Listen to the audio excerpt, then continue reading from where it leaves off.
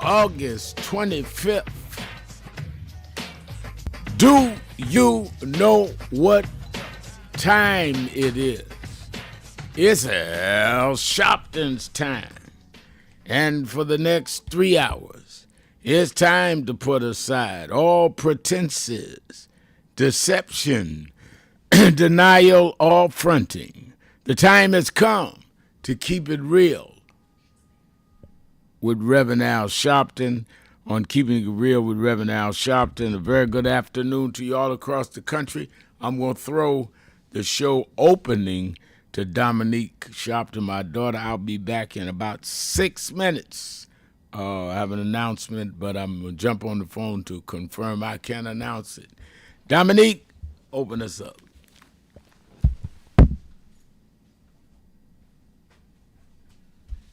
Good morning, and certainly thank you all for joining us for another Keeping It Real with Reverend Al Sharpton. As always, you can join in on the conversation by calling us at 1-877-532-5797, 1-877-532-5797. Certainly want to open up today as a lot of people kept asking me this question, and I want to pose it to you. So while I have the time, while Rev has stepped away, he'll be joining us momentarily. But why are we still marching? Let's think about that.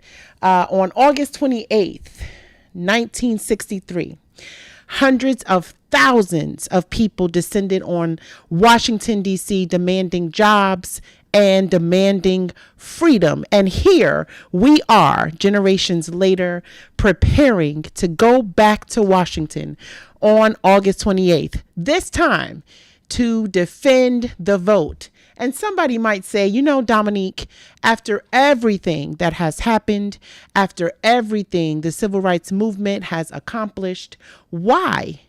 Why do we still have to march? And my answer is because the victories of the movement were never self-executing. Somebody had to fight to win those rights. Somebody had to fight to protect those rights. And somebody had to and is going to have to fight in order to pass them on. And that's where we come in. I am a daughter of the movement. I was raised around people who didn't teach us that history was something you simply celebrated once a year. They taught us that history comes with responsibility. And so voting rights aren't just about what happens inside a voting booth, right? Your vote, our vote, my vote determines who makes those decisions about your child's school, your paycheck, your health care, your union, your neighborhood, your judges, your reproductive rights, your civil rights, and your life. So that's why I want for people all over the country, all over the world, those who are keeping it real with us today, I want people to understand the significance of labor, of standing with the civil rights community on August the 28th. This labor movement and the civil rights movement are not two separate stories. Dr. King understood that. The 1963 march wasn't simply called the March on Washington. It was the March on Washington for jobs and freedom.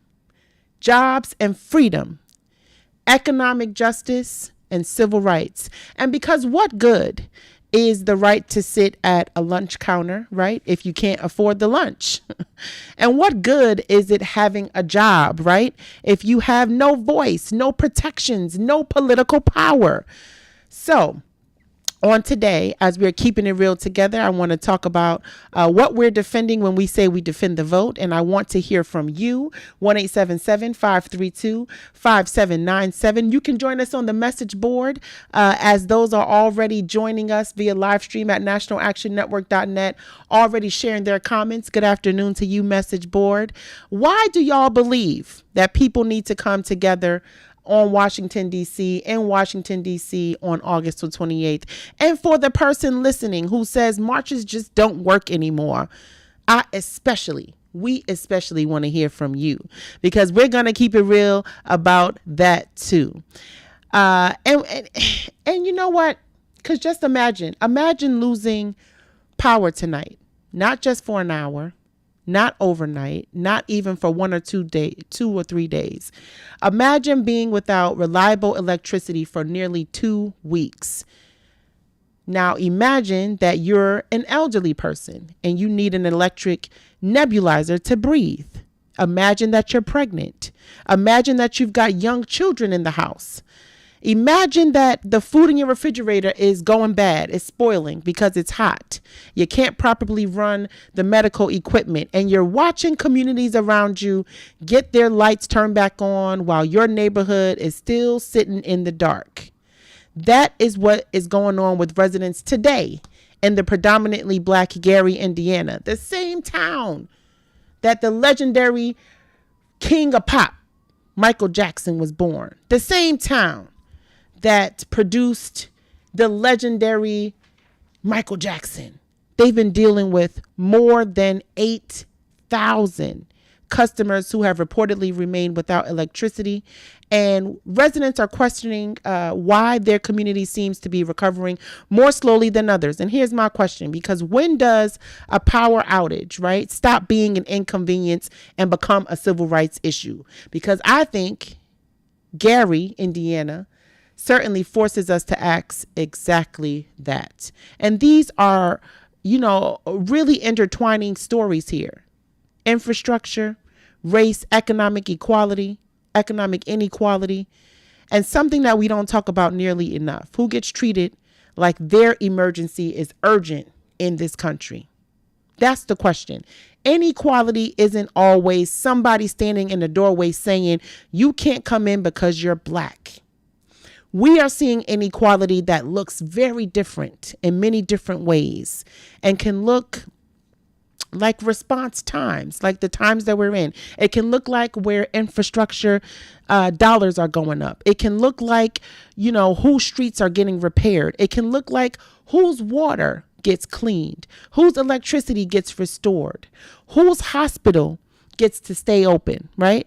And whose emergency can apparently just wait and hold on.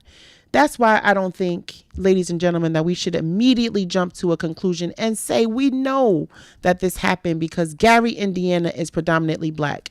We need the evidence, and residents are absolutely have the right to ask why us? Why did restoration take this long? What resources are being distributed, right? There's so many things to ask. They are legitimate questions, but let's not get lost in these numbers. When a 73-year-old woman with asthma is struggling because she couldn't use her electric nebulizer, or the pregnant woman, or the children, or the seniors without air conditioner, people are losing hundreds of dollars worth of groceries. People are sleeping in their cars to simply just stay cool. That is not merely inconvenient. It's dangerous, and poverty makes every disaster more expensive if you think about it. We got to keep it real. We've got to keep it real. And America has seen versions of this before. Hurricane Katrina taught us a lot. Flint, Michigan, right? Environmental justice fights all across the country. Disasters, may begin with nature or an infrastructure, but inequality can determine who suffers the longest. And so when we talk about civil rights in this year, 2026, we talk about standing up to defend the vote. We can't only mean access to the ballot box. It also has to mean whether government, whether institutions value our lives equally. Equally. And do you believe that's where it is? Do you believe that where you live determines how quickly America responds to you when you're in a crisis? Have you even ever seen your own neighborhood receive slower services than other communities? I've seen it time and time again. Time and time again. And so Gary, Indiana residents shouldn't have to guess whether they were put last. They deserve the answers. They deserve accountability. We deserve accountability. We deserve to, if we decide to stand up to defend the vote, if we decide to stand up for our economic justice in 2026, to defend the vote, to defend the future of our children, to make sure that we are fighting for adequate and equal rights, from education to health care, to deal with the systemic issues that are plaguing us today, that are disparaging us, that are keeping us disenfranchised and keeping us questioning and wondering what next. We've got to be about it. Let's keep it real. 1-877-532-5797. 1-877-532-5797. We'll be back with more of Keeping It Real with Sharpton. We'll be right back.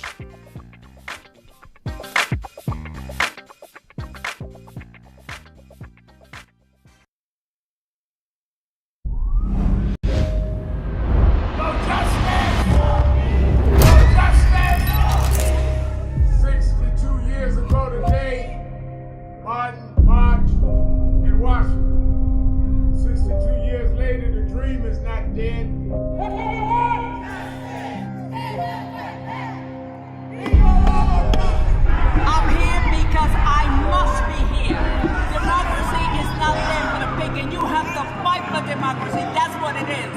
What Trump will erase, we will replace. Is the dreamers in many cases have reversed and tried to turn it into a nightmare. We come to Wall Street rather than Washington this year to let them know you can try to turn back the clock, but you can't turn back time. We gonna keep the dream alive on Wall Street.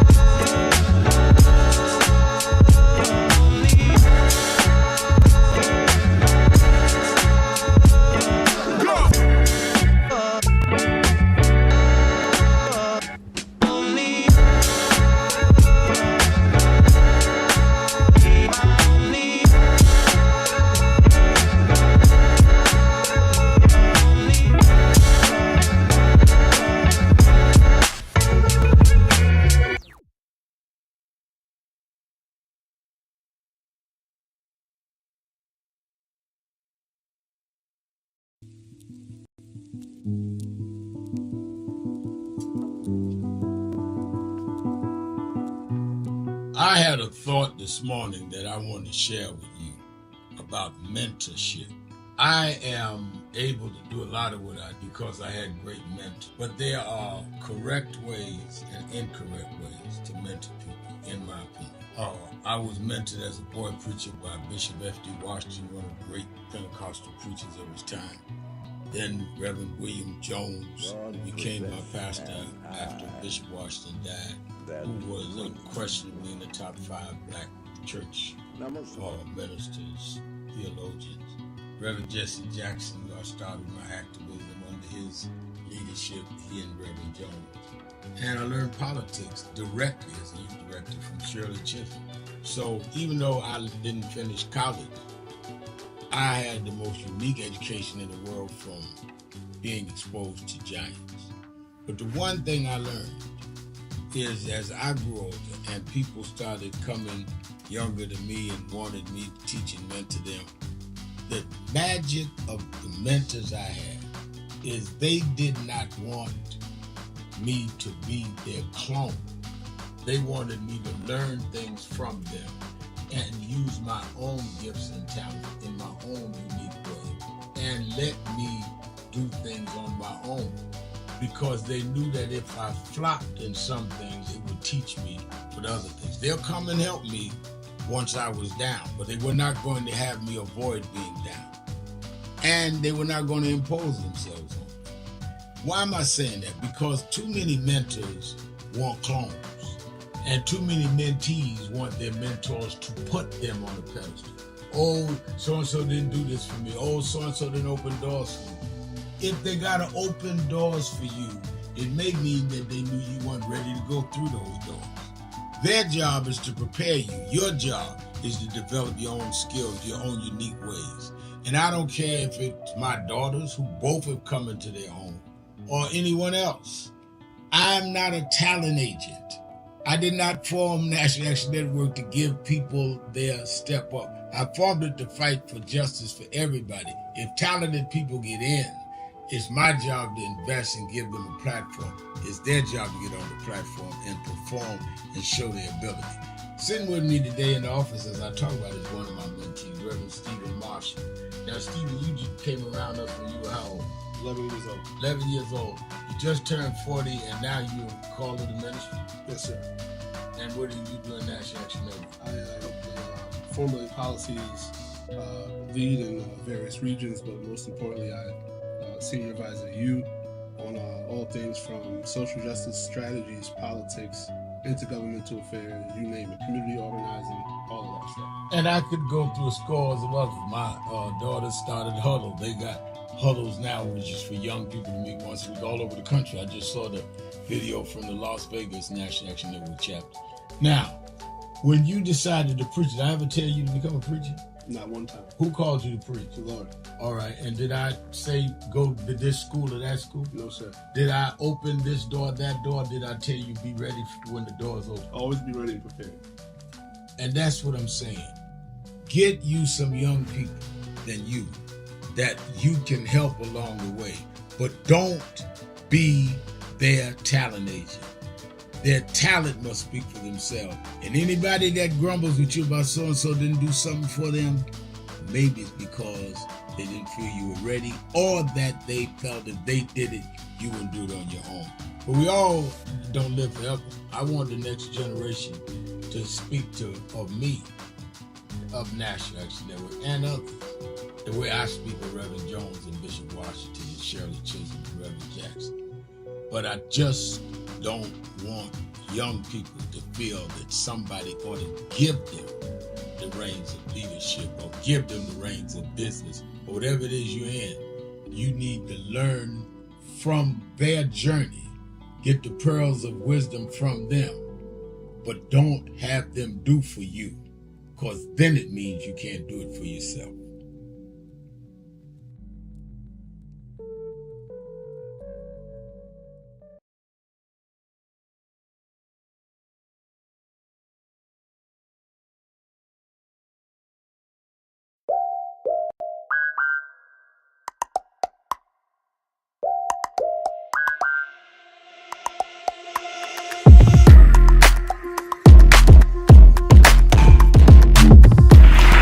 Is a house of justice.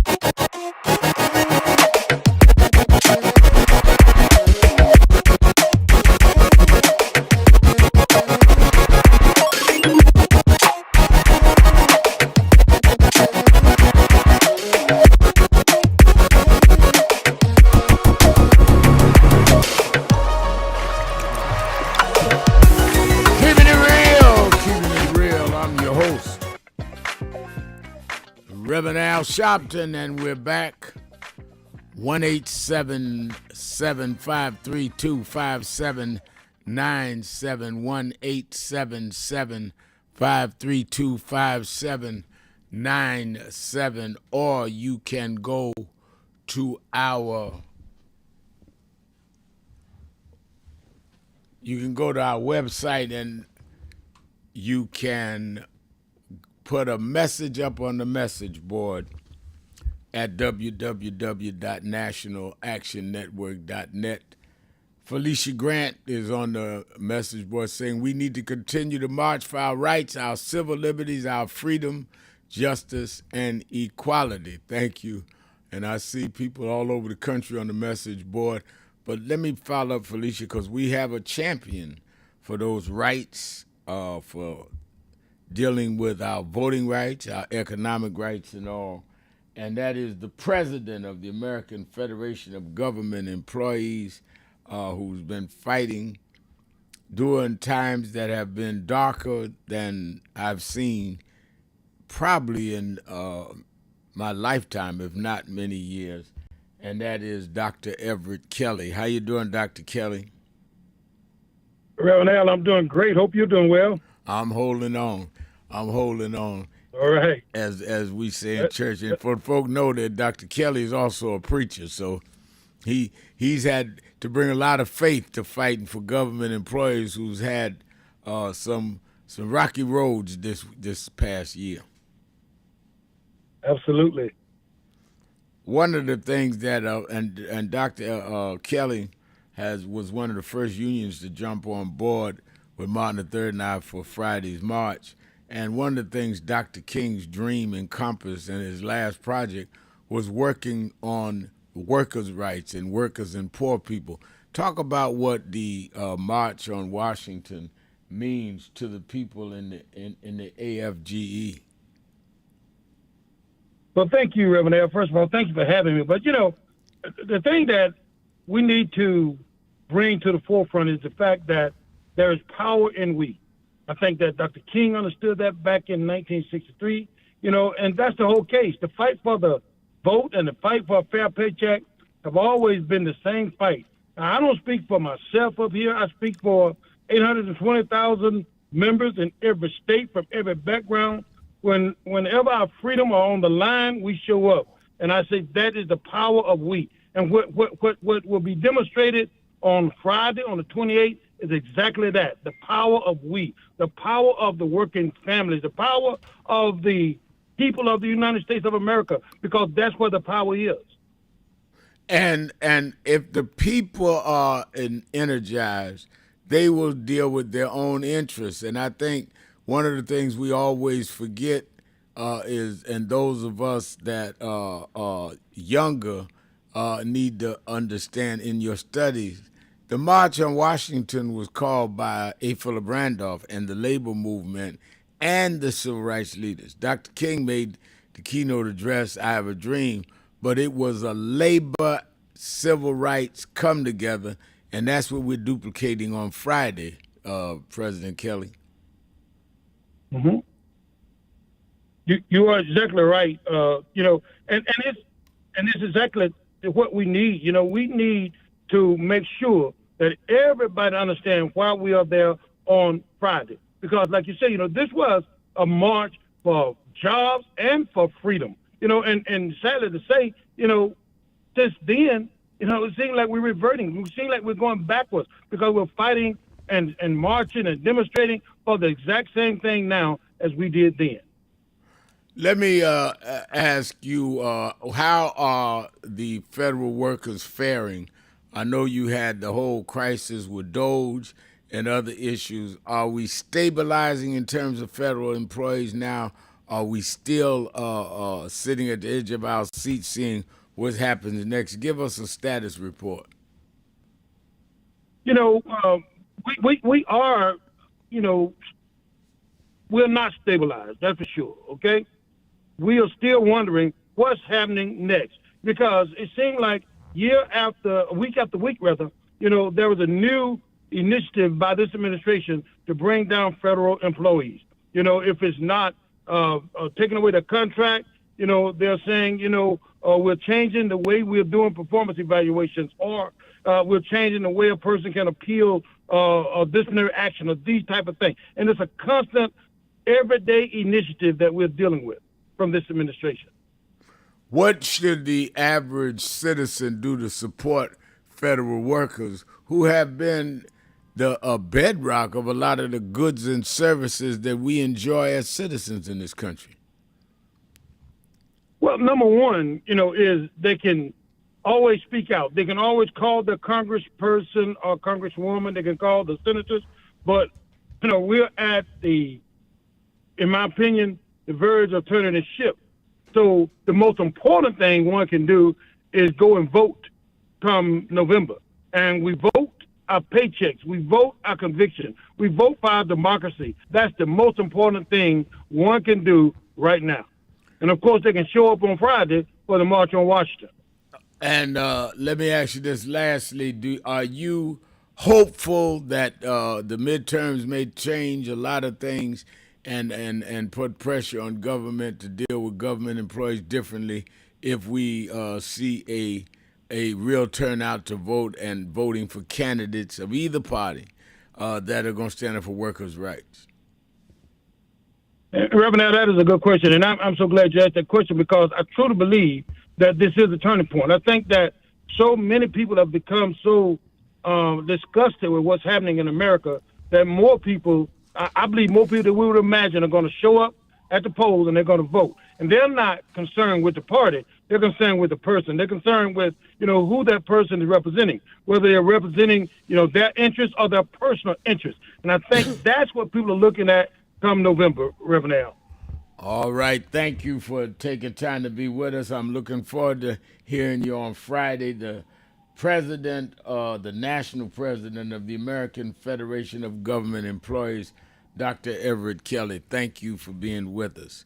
Well, it is Tell It Tuesday, and Tell It Tuesday means you can tell whatever you want to bring up and raise in this time.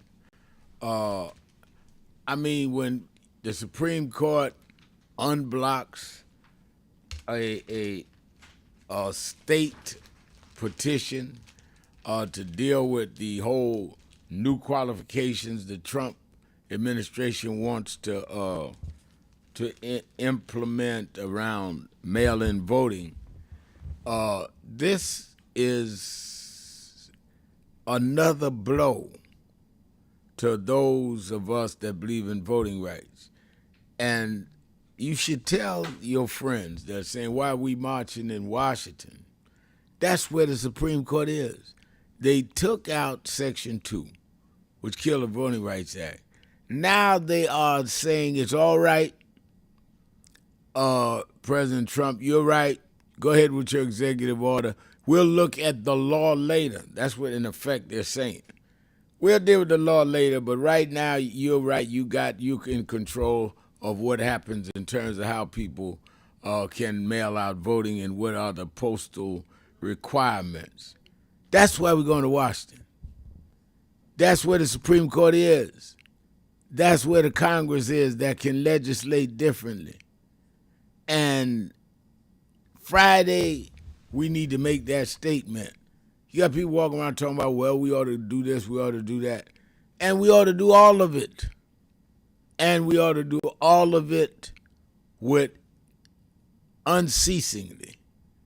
But for our part on Friday, we're going to Washington, the scene of the crime, as far as I'm concerned, and as far as a lot of other people are concerned.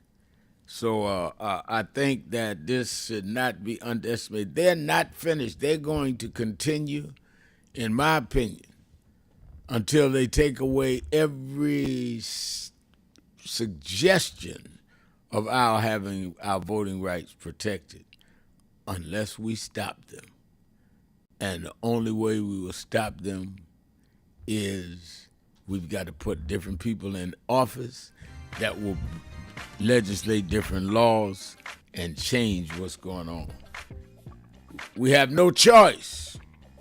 Let's take a break. Be right back. Keeping it real Shopton. Be right back.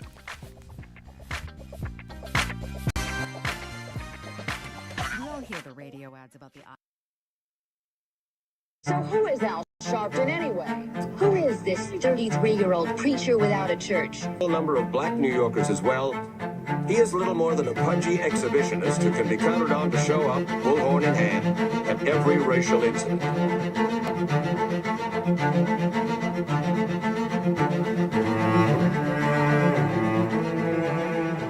I often quote Mark Twain saying, "The two most important moments in life is the moment you are born and the moment you find out why you were born." I had a very troubling conversation the other day that prompted me to do this little video. Young man that I've known a while came to me and he was crushed. I mean, really crushed, because people were criticizing his work. He's in the ministry, but he's also an actor. And he said he couldn't understand why people were jumping all over, criticizing him, trying to find scandalous and derogatory things about him. And I told him, I said, you know, you very young. You don't know the road I've traveled. They call me everything but a child of God. A blabbermouth, a loudmouth, too flamboyant, an agitator, a racist, I a race had to baiter. learn. Yeah, right. I was not defined by how others saw me. I was defined by how I saw myself and whether I was being true to myself. Some of you watching this don't like me. And it doesn't matter as long as I know what I'm doing and I like me for being real. So I'm doing this video to say to you, whoever you are and whatever you do, you may not be in ministry or social justice, none of this stuff, but don't live your life worried about opposition or people that don't like you. You can turn that around. Use me as an example. The same people that call me a scam artist, a con artist, a sellout, or racial hustler and all, I kept going. And the people I respected started respecting and publicly embracing my work. When Coretta Scott King, the widow of Dr. Martin Luther King Jr., had this to say about Al Sharpton. A leader who has protested injustice with a passionate, unrelenting commitment to nonviolent action in the spirit and tradition of Martin Luther King Jr. And I am talking about your leader, our leader, the Reverend Al Sharpton. The other thing that hasn't changed is the National Action Network's commitment to fight injustice and inequality here in New York City and across America. And that's not only a testament to Reverend Sharpton, it's a testament to all of you who are here tonight. First and foremost, to Reverend Sharpton. I saw him when he first came on the scene, and I have marveled at his tenacity, at the development of his intellect, and his devotion to our movement, and much he has contributed to the world we are experiencing. I am honored, and I must say that when I had my debate with Dr. King on the issue of the church and religion, he didn't warn me that after his departure, his space would be filled by another preacher, and that preacher would be Al Sharpton. All you want in life is people that matter to you to say you did all right. And more important, that you can look in the mirror and say you did all right. Thank you, Rev. Thanks for that introduction. Look, we've known each other for a long time. I'm grateful not only for your leadership and partnership, but quite frankly, more importantly, for your friendship. And thanks to all of you, members of our nation's most important civil rights organization. You have been, over all of your years, such an extraordinary leader. You are a voice of truth, a voice of conscience, a voice of practicality around what we must address and what we can do. And I thank you so much for your friendship. I remember that most of the youth around Al's age, he was about 12, wanted to be like Connie Hawkins, a great basketball player, legend, or Earl the Pearl, or Clyde Frazier. Al wanted to be like Adam Powell, a powerful preacher with a social justice gospel. He was very close to, at that time, to Reverend William Augustus Jones, powerful preacher and social justice advocate, and Reverend Gardner Taylor State right down the street, and Bishop Washington, whose church he came from, and Reverend Sandy Ray. He wanted to be like these giant preachers. He wanted them to have the edge, however, of the King's social justice dimension. He wanted to be like them. Now he's one of them. Perhaps taller than most of them because of the risks he has taken and the reward God has given him with his gift. I remember so well that I first escorted him to jail. He was around 13 years old. With the jail fighting the ANP. He was in the lineage of our struggle. He grew up in it. We didn't just see him on TV one night. He didn't happen. He came bottom up, not top down.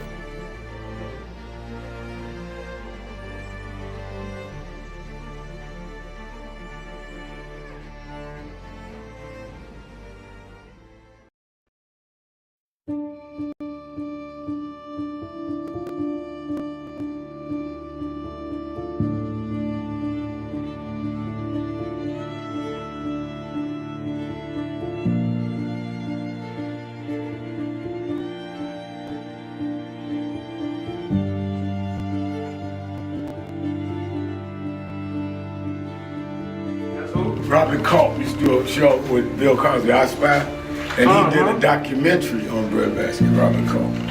Oh, wow. You need to see that documentary. It's great. Absolutely. I lived this. I didn't read this. I lived it. I was there. You true to this? I'm true to this. Not new to this. I ain't new to this. Vote to phone Troy. He was, Jack Odell was one of the guys that Kennedy warned Dr. King about. Say he was a communist. Okay, wow. Jack Odell and Stanley Levinson. And Reverend brought him in. Nobody else in the movement would deal with Jack. Reverend brought him in. Oh, yeah. Sure. Just us. That's right. But there's stories behind all of it. It didn't just happen. But I am somebody. I may be on welfare, but I am somebody. I may be in jail, but I am somebody. I may be uneducated, but I am somebody. Keeping it real. Keeping it real. I am your host, Reverend Al Sharpton, and we're back. 1-877-532-5797. 1-877-532-5797.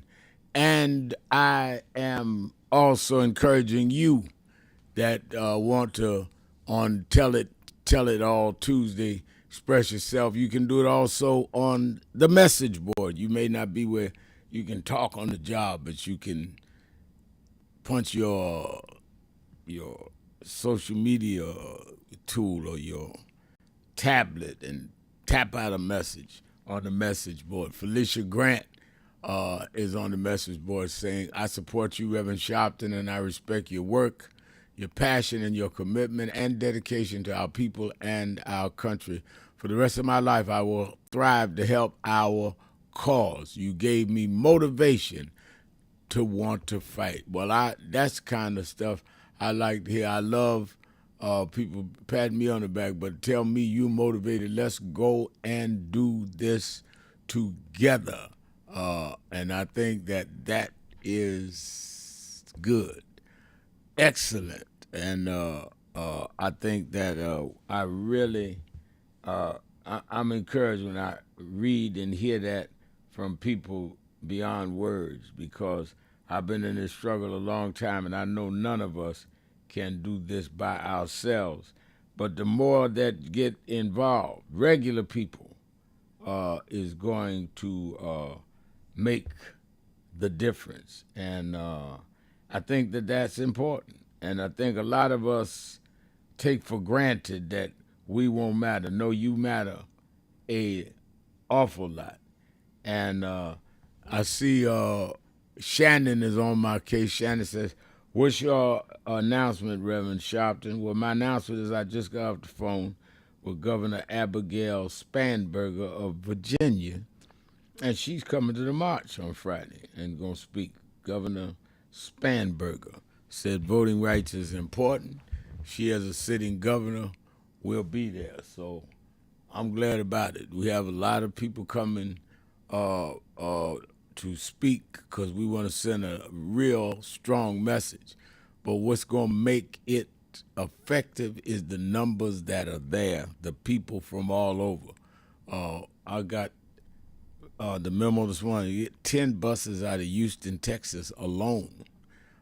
If we can have the right numbers and the right people that represent the people speaking, that is important. A lot of people that need to feel that we will stand up for them. Nolan Wells' parents called me, said we want to come. Just feel people that are standing up for what's right, the right to vote. I said, well, let's make the reservations. We'll get you there. That's what I've fought all my life for victims. A lot of them will be there at Central Park, 5 others. Let me go to the phones. Let's take some calls on Tell It All Tuesday. Let's go start in Atlanta, Georgia, WAOK with Tony. Tony, you're keeping it real with Al Sharpton. Greetings, Reverend Al. I'm so glad to be able to speak with you, although I was looking forward to speaking to your daughter. I have a couple of points I'd like to make, and I'd appreciate it, if you allow me. The first one is I was hoping to speak while the president of the union was on there. I'm a former federal employee. I retired after 36 years of faithful service. I took an oath to the Constitution and to the Republic, and not to any one president. I saw many of them come and go. But the one thing I didn't understand was, how is it, by the stroke of the pen, the president could circumvent the union agreements that were in place, how he could, by the stroke of the pen, upend what the rights of federal workers had fought for and had been agreed upon. But that's one thing. The other thing is, our president made an agreement, a pact with Canada and a few other states, countries, that was supposed to last for 15 years with respect to the tariffs, and yet no one is going to trust us because he is not a man of his word. And thirdly, I appreciate the devotion you and other civil rights leaders and even John Q. Public that continue to be on the front line fighting for our voting rights. But can we agree that the next time, which will be in 2028, when we get the House, the Senate, and the White House, that we codify the Voting Rights Act so it doesn't have to be piecemeal or reauthorized ever so often, that is part of the Constitution, and that we put in people in the Supreme Court, on the Supreme Court, that will honor tradition, that will honor precedent, and not come back and strike down things that have been already litigated. Thank you for letting me speak. I appreciate you. Thank you, Tony, for what you said. And on your 3 points, we absolutely need to have a Congress and a Senate in that will give us codify a permanent voting rights bill, because it had to be reissued every 5 years. We need a voting rights bill that guarantees everyone's right to vote permanently, not having to be renewed. I agree with that. I also agree that we need to know what happened to the standing contracts with federal employees. And federal employees should not have their lives change based on the politics of who's in office. So as you stated correctly, the agreements made with unions should be upheld and should be lived up to by the U.S. government, no matter who the president becomes. They should last longer than that.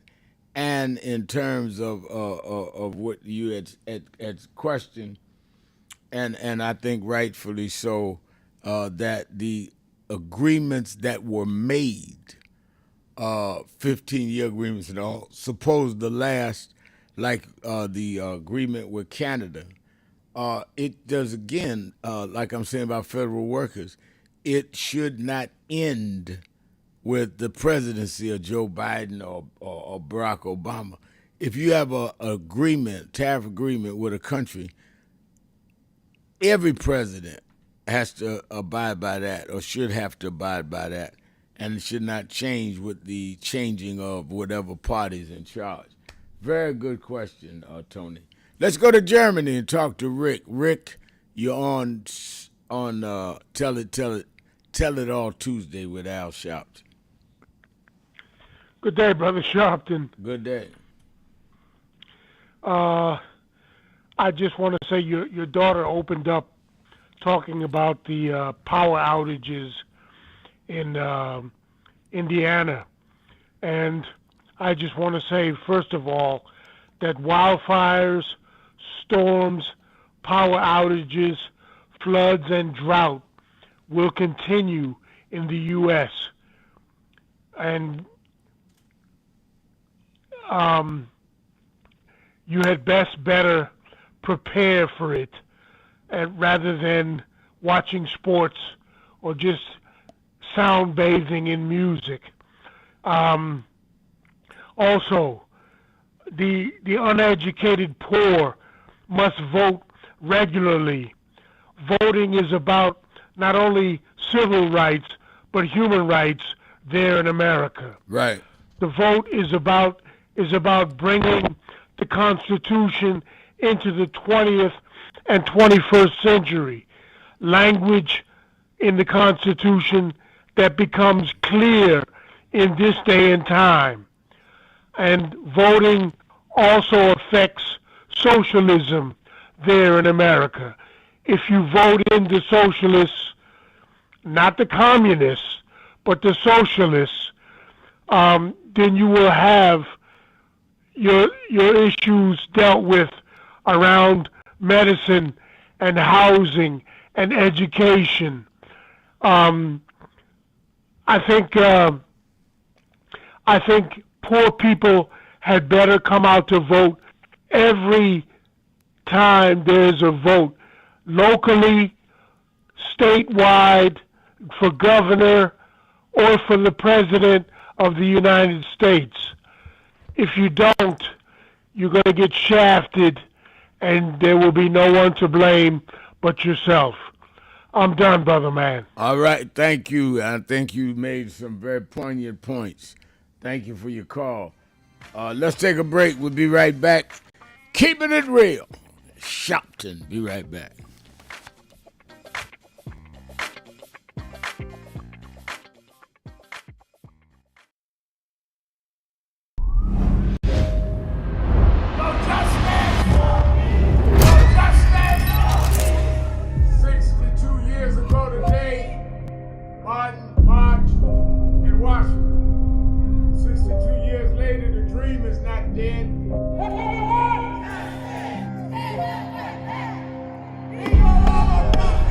I'm here because I must be here.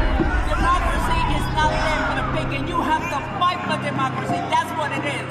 What Trump will erase, we will replace. Is the dreamers in many cases have reversed and tried to turn it into a nightmare. We come to Wall Street rather than Washington this year to let them know you can try to turn back the clock, but you can't turn back time. We gonna keep the dream alive on Wall Street.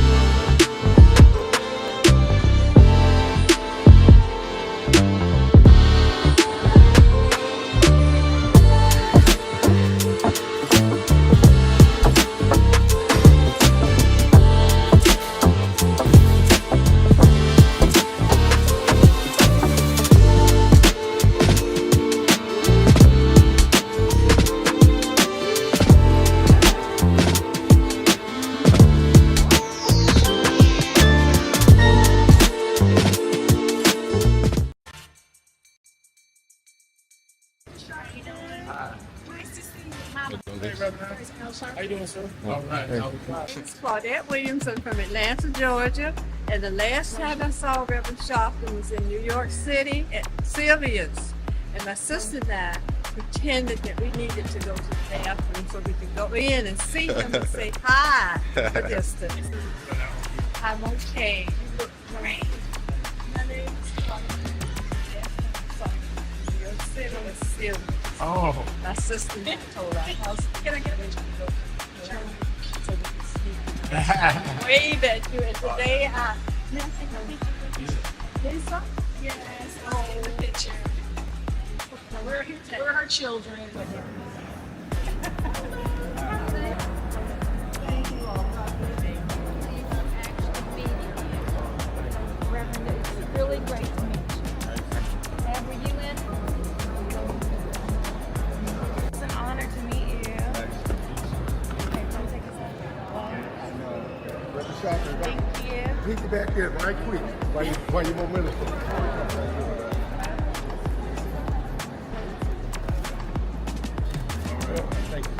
One more, please.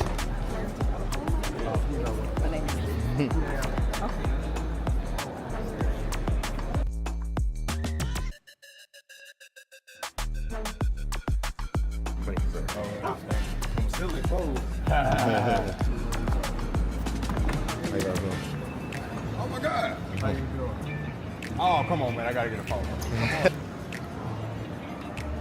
All right. Appreciate you, man. Have a good one, man.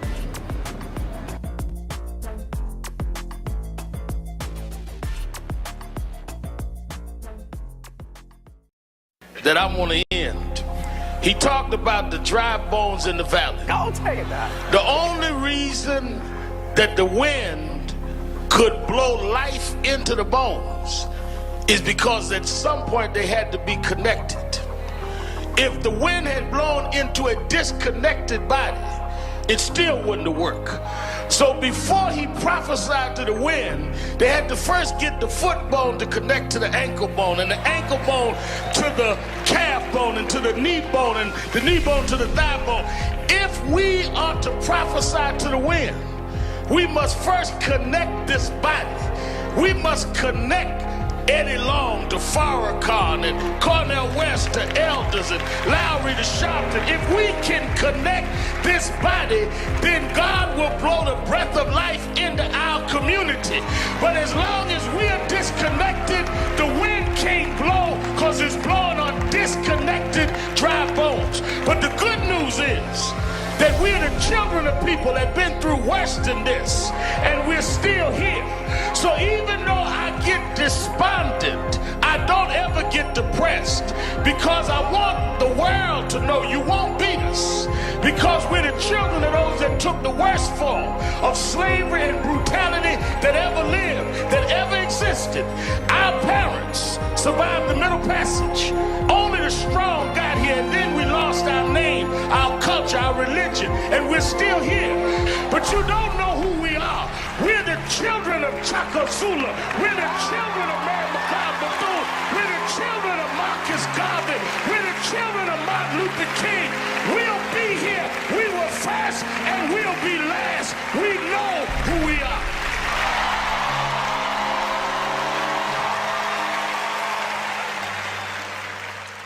Voting rights! Voting rights. Everyone look here. Say it again, Ms. Pearl. Voting rights. Voting rights! One more time, Ms. Pearl. Voting rights! There we go. Voting rights! Voting rights. Voting rights! Voting rights. Voting rights! When do we want it? Now! When do we need it? Now! Yesterday. What do we want? Voting rights! When do we need it? Now! What do we want? Voting rights! When do we need it? Now! I thank God I was blessed to have both in my life. Both historic, strong figures. But if I misused them and listened to not only figures that are not as historic as them, but figures that had nothing to do with the calling and purpose of my life, I would live confused. I'd be double-minded. I'm clear. And what I want you to do is be clear. Clear on who you are and why you are. And a lot of that will be exposed to you and others by who you are around and who you allow to enter your head. Keep people at a distance that only have a distant and unclear vision of who you are and who you are supposed to be. They could be your blood relatives, but they could not be the ones that accompany you toward what you ought to be about tonight. Everybody good to you ain't good for you. Everybody that makes you laugh sometimes end up making you a joke.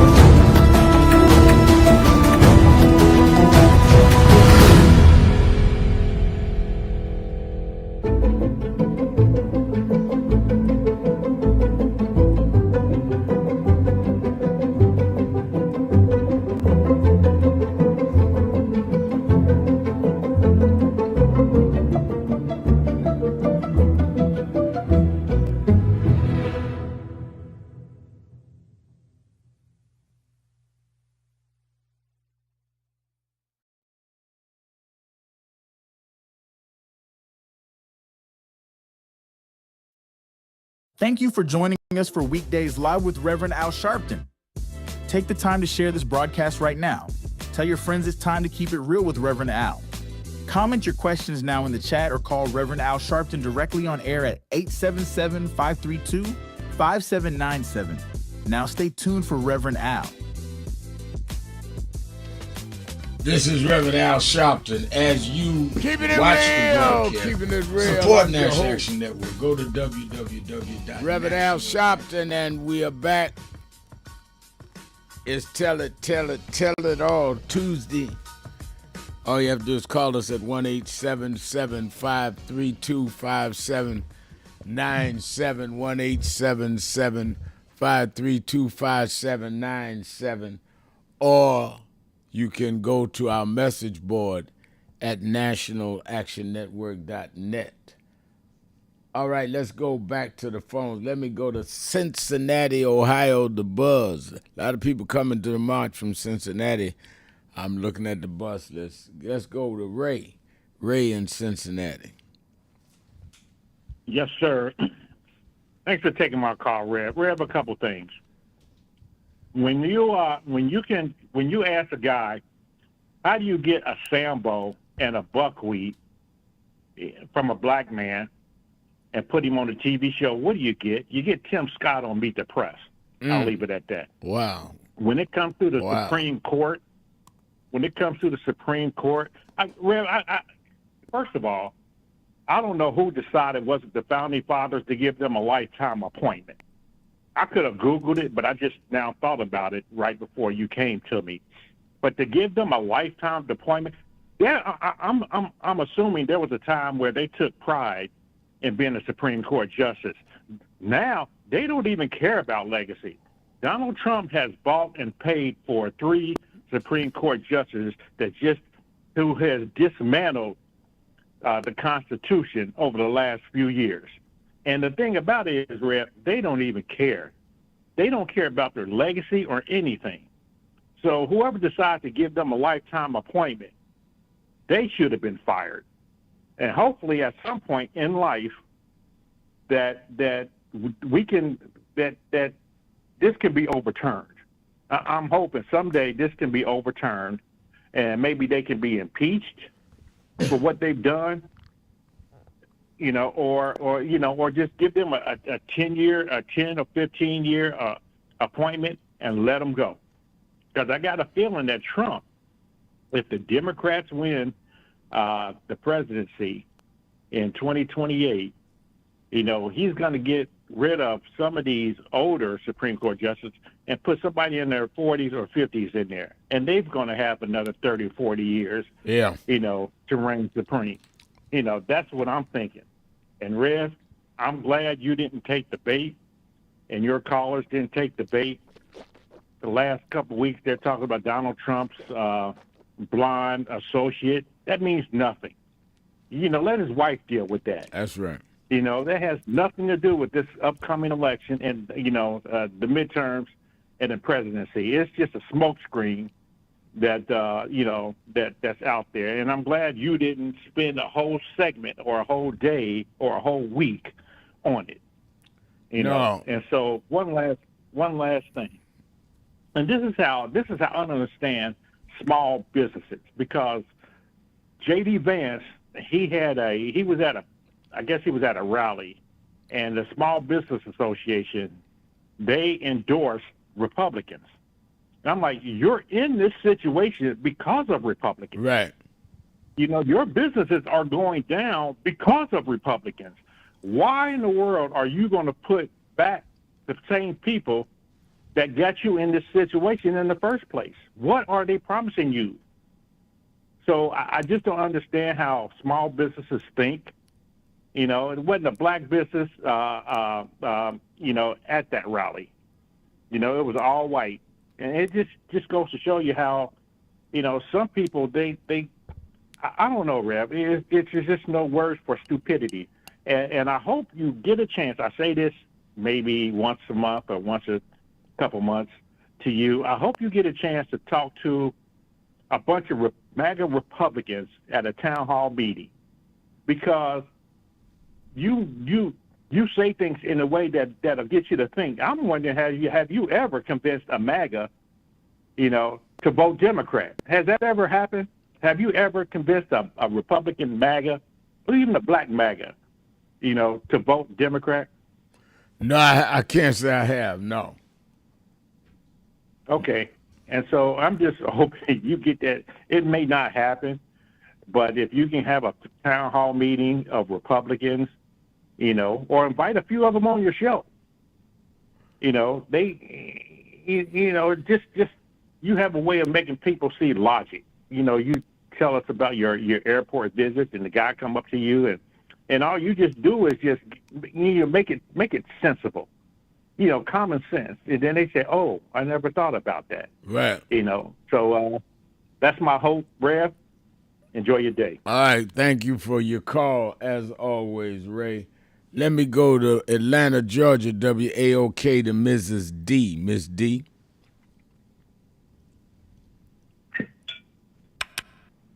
Hi, Reverend Air. How are you today? I'm doing very well. Good to hear your voice. Reverend Al, you have dedicated your life to fighting for justice and equality, and you're the leader that we all turn to now. You're the one black leader in this nation that we all know about. And I want to appreciate you for this march that you're leading, and I'm asking all listeners to keep the Reverend Al prayed up. Thank you. Reverend Al, I also want to mention that this past weekend at my church at Big Bethel, Pastor Augustine is really keen on social justice.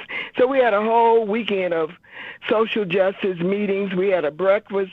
Are you familiar with Attorney Damon Hewitt? I think he mentioned your name. Yeah. He's over the. Yeah, he mentioned we had a prayer breakfast this past Saturday morning, and he was the keynote speaker. And I remember he mentioned you. Yeah, we work together. We work together.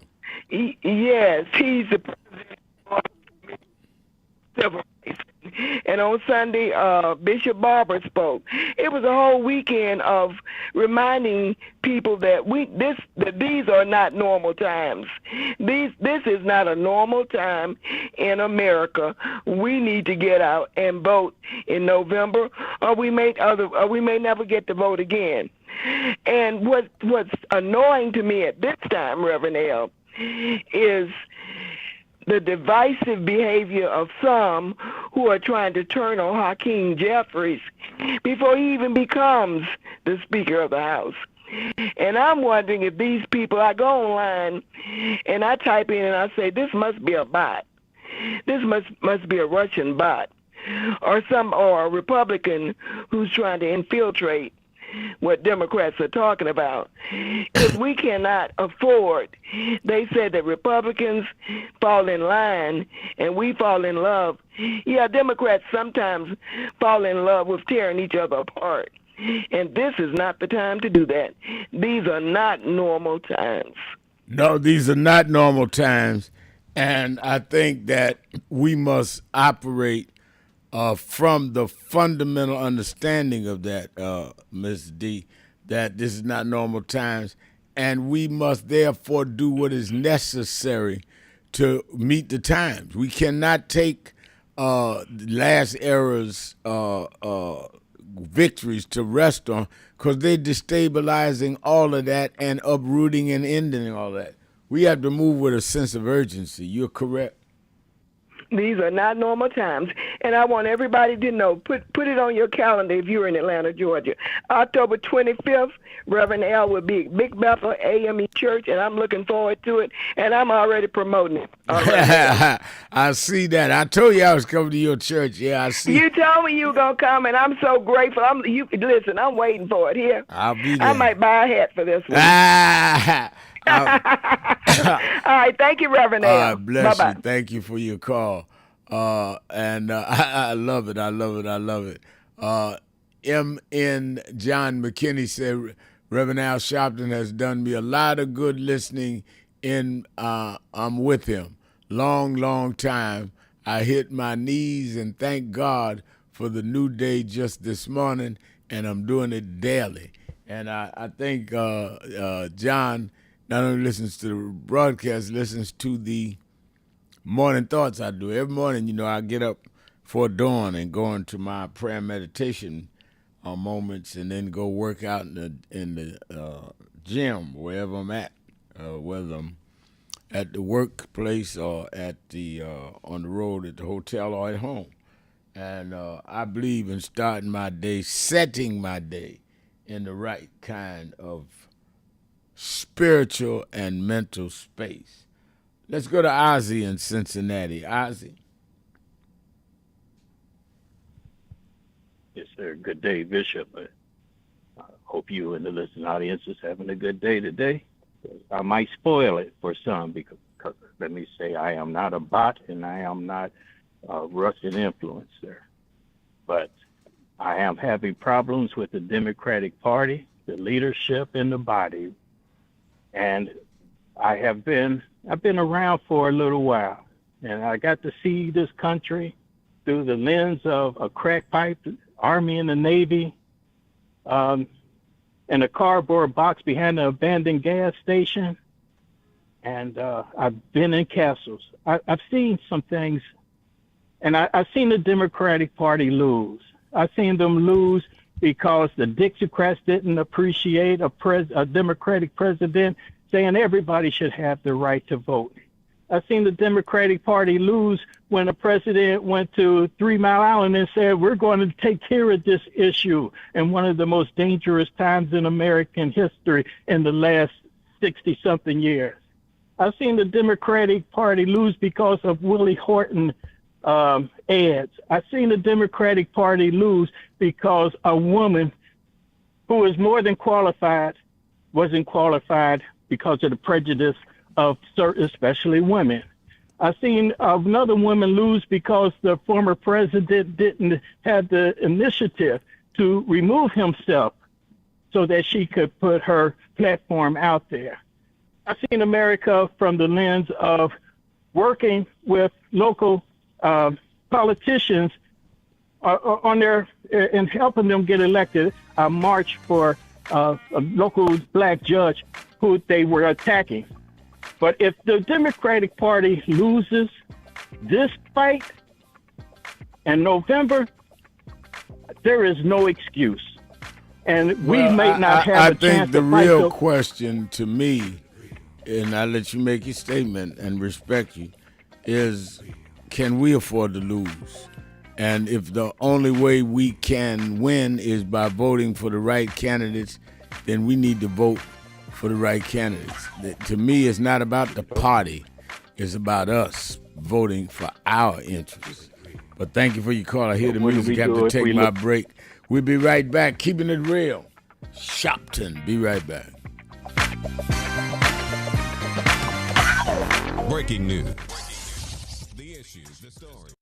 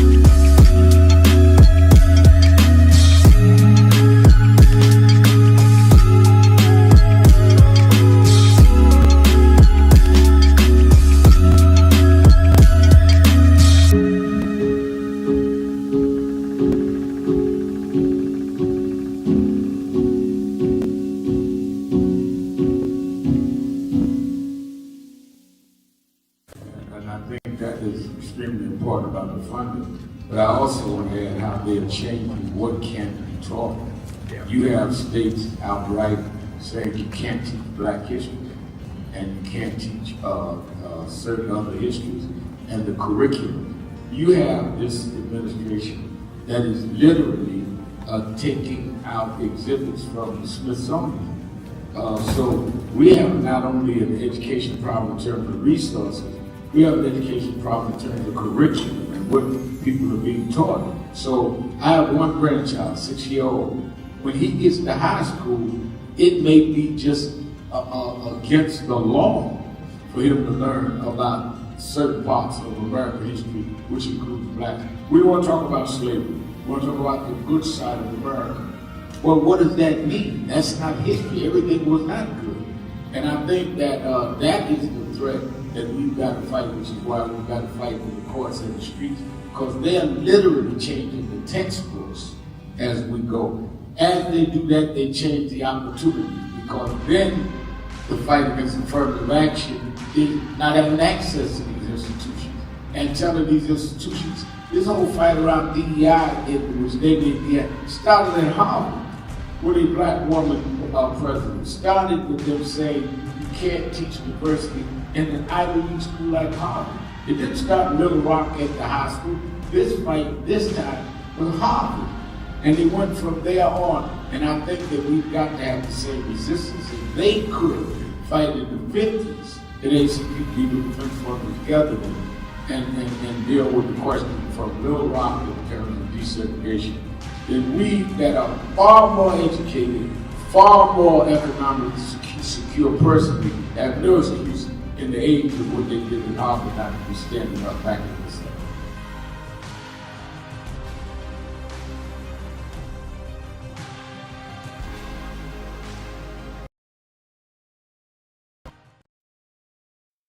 Some of you forget where you come from and forget how you got there and act like you got there because you were qualified or that you had a good resume. But some of us had to pay a price for your resume to even be read.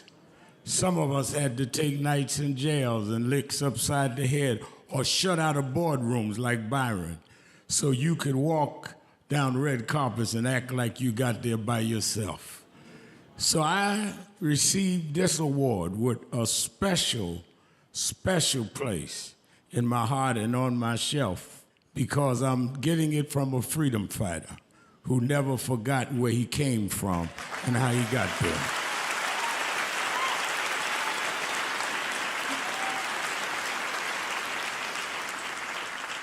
Yes, we've come a long way.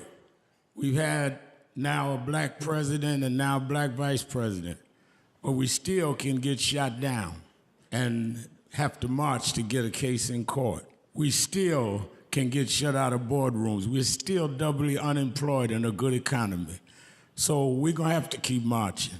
And I thank not only my family, a mother that raised me by herself, but I thank that lady at the end of the march that knows she won't be on TV that night and knows her name will never be in the paper, but she believed in me enough to get at the end of the line and make me look good. Because Dr. King used to say, if you call a march and no one shows up, you just going for a walk. And I want to thank those that marched with me. 32 years ago, here in Los Angeles, we marched. And then many years later, with George Floyd and others, we're still marching. And I'm gonna keep marching, I'm gonna keep agitating, and I'm gonna keep going.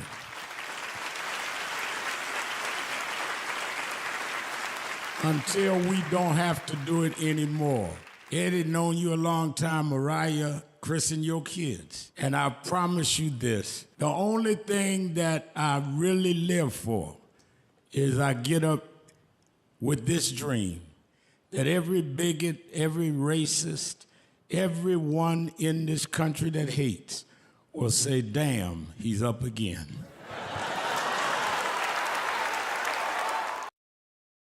Many people cannot focus because they have not really come to terms with their calling and life purpose. In order to focus, you must also be clear on what you're focusing on.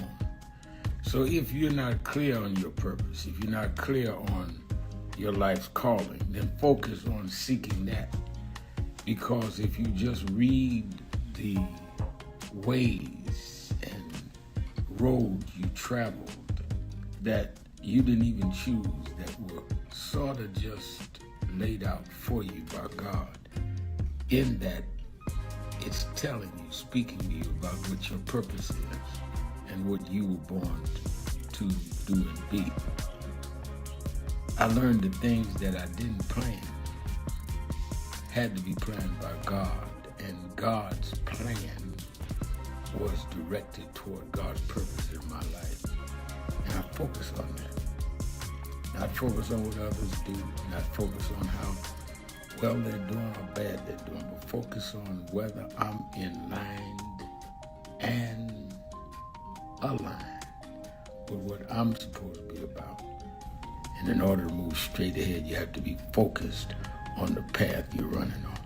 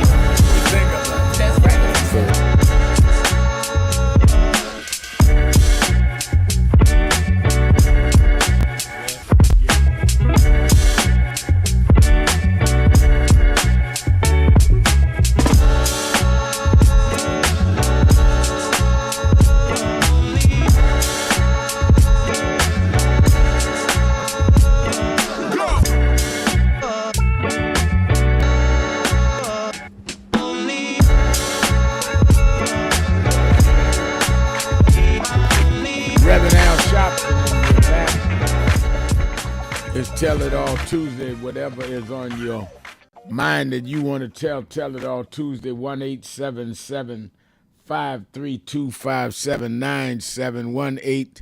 1-877-532-5797. Or you can go to the message board and send me a message at www.nationalactionnetwork.net. Well, we are just 3 days away from the march on Washington, and I think that clearly it is a monumental day, but it would not have happened without the diligent work of labor leaders in '63, working with civil rights leaders. And what has happened this time is the exact same thing. Labor leaders like Randy Weingarten of the American Federation of Teachers working with us, not only on a day, but in unison. If it was no King's March and she told me, Reverend Al, we want you there, and put me on the front line, whether it's our march, she'd be on the front line, whether it is dealing with the issues of AI and how we've got to make sure that teachers and people in the community are given the equipment to learn. It has nothing to do with the where they're gonna put the power plants. I'm talking about learn the basics. She's partnered with us. I've known her since she was the head of UFT in New York. We go back decades, and I'm proud she's one of our co-chairs for Friday. Randy Weingarten, how you doing, Randy? I'm good, Reverend Sharpton. I'm actually in LA right now, dealing with some of the other back to school issues here, but I am honored to be with you and marching with you and marching with MLK Jr. And I just on Friday, and I'm grateful to you for keeping up what is a really important, not only tradition, but a point of inflection, and particularly right now, this year, 67 days before the midterms. It's probably as important today as it was in 63 that there is this march on Washington, both because of the freedom for the franchise and the freedom for humanity and the freedom for economic dignity. So thank you for doing this work. Thank you Now, for leading this work. And Randy, when we see the Supreme Court again yesterday come with another decision that really empowers, at least to the degree that they chose to not listen to the states on this whole mail-in voting issue, but they have not ruled on the legality of it. It gives another reason why we must vote. We must show also with public outrage like the march on Friday. Exactly right. I mean, I am sure that because there was such a huge pushback after the Calais decision and after we were all in Montgomery a few days later, it started energizing people instead of deflating them about the dilution of power, particularly of African Americans who had fought to get the Voting Rights Act side by side with so many others of us because of all of the discrimination, because of the legacy of slavery. And here what's happening is that the Supreme Court is trying to create as much opportunity for the current president of the United States to put his thumb on the scale. So we have to do what Hungary just did this year. We have to not only vote ourselves, but we have to get out the vote, and we have to protect the vote. And we have to get out the vote in such a big way that no one can steal it from us. And I think that's the point. The best way to make sure that you're not robbed is more and more and more of us vote, because I think that it is clear that if all of the polling is correct, the Democrats may take over the House, possibly the Senate. So it's clear that the MAGA crowd has to do everything they can to stifle the vote or steal the vote. Correct. And you know, as you and I both have said in so many different venues, this is not just simply a vote against what's going on right now. That if the Democrats do become the majority in the House and or the Senate, and you know, and hopefully both, then it has to be about doing something in terms of using democracy to actually power economic opportunity, because too many people believe that the democracy doesn't work for them. So this is a moment about not only, you know, convincing people that participation and voting and engagement is really important, but it is the beginning. It's not about, Friday's not just about this one election. It has to be about what then happens after January 3rd, after January 4th, about what we need to do to make the democracy work for regular folk in the United States. Now, given that, and I think no one has said it more eloquently than you have, do you think that people understand now with gas prices going up, groceries going up, that politics is about them personally? That's just not some above, you know, in the air kind of above their heads situation. It governs their lives. I think so. I think there's two things that are now different than there were, like, let's say, a year ago. One is that it is affecting people individually, and two, that there's a disappointment from the MAGA base, but also from people who voted for Trump, that he cares more about his own wealth and his ballroom than about the people he is supposed to represent. All right, Wendy Weingarten, president of the American Federation of Teachers, co-chair of the march this Friday in Washington.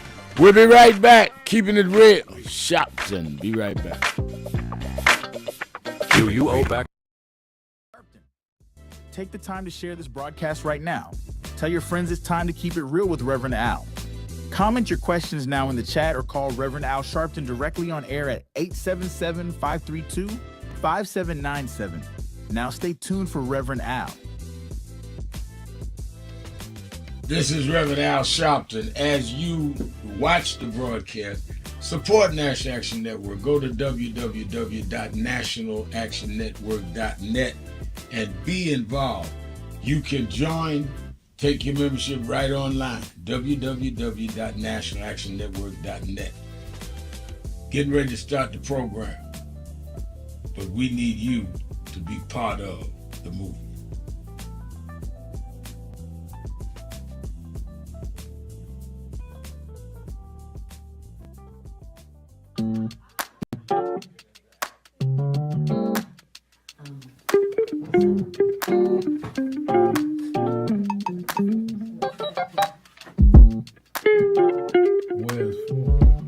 I see I'm in today's New York Times word puzzle, and they're asking what is Al Sharpton's title for short. It's Rev. I didn't know everybody knew that. But the people in the New York Times, they didn't call me Rev. They should call me Reverend. No.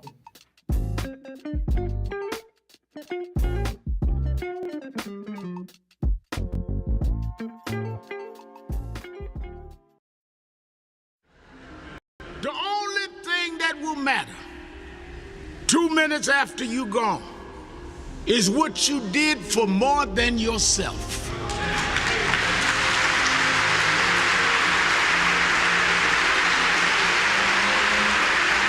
Think about this. Think about if today is your last day. If this is your last service, what can they say about me? And if you're not satisfied with your own answer, you should leave here today working on yourself and building on what you need to build. Because God is here. He's available to you. If you but use what he's giving you to be more than self-indulgent. Now, I know many of us come with reasons we won't step out. But I come to tell you that's why God is here. God takes the ones that are the least likely and gets the most done. As I have seen in my life, people that were the unexpected and rejected are the ones that end up the greatest. So don't let whatever mistakes or whatever things that may be in your past hold you back. God is not trapped in your past. God is there for your future. And he's there that every day you wake up was a divine decision he made to give you another opportunity to serve.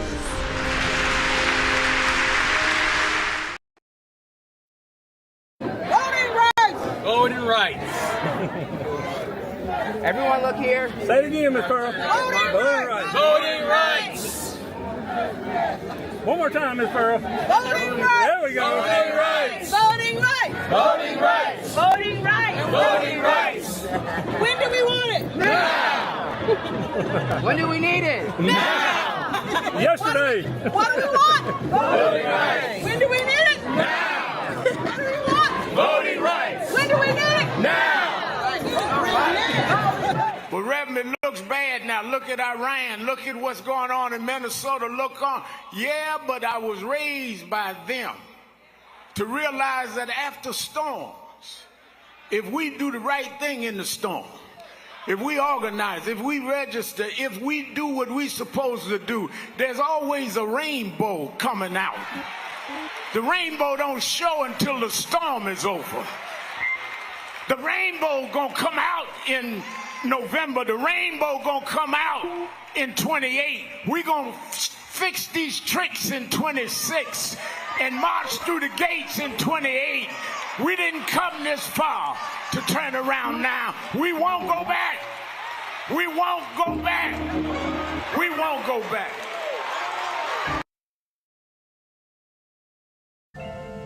I thank God I was blessed to have both in my life. Both historic, strong figures.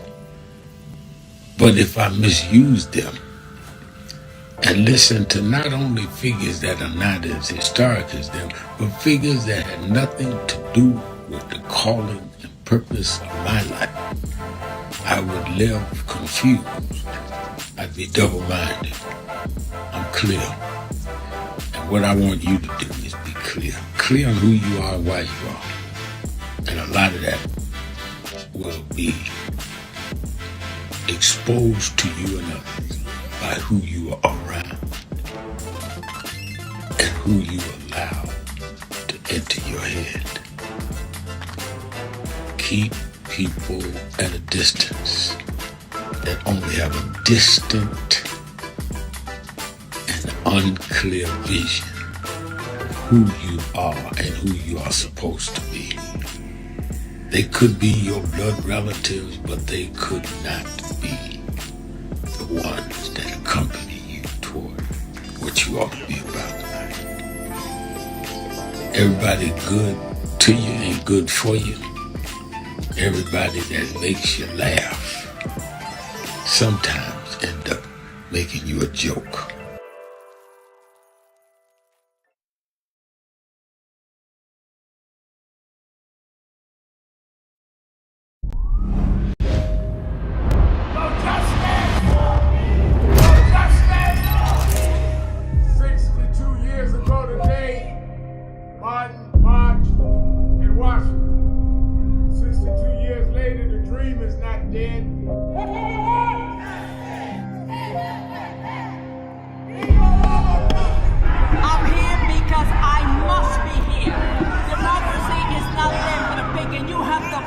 Democracy, that's what it is. What Trump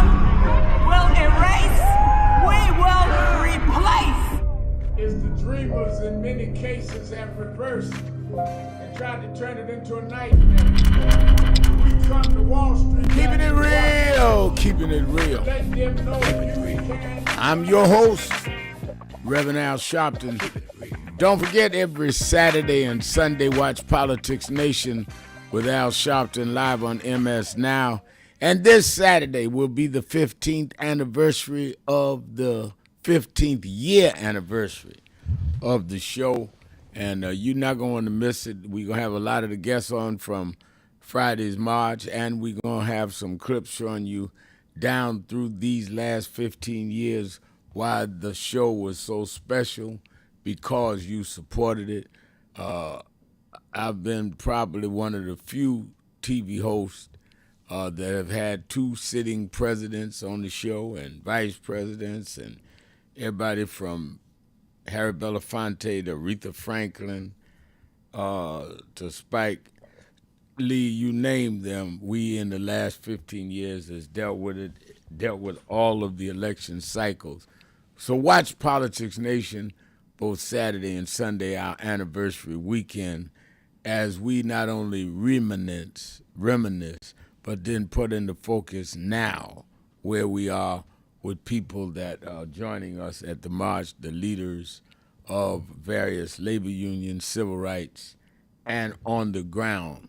And I lay out where we're going after the march. Having a big march, needed, great, but then where do we go from there? I'm going to lay out the instructions. We're going on a very deep southern tour. And I'm not just talking about the 8 cities. I want to get into the sticks, as they say. We got to pull that vote out, and this is a consequential election.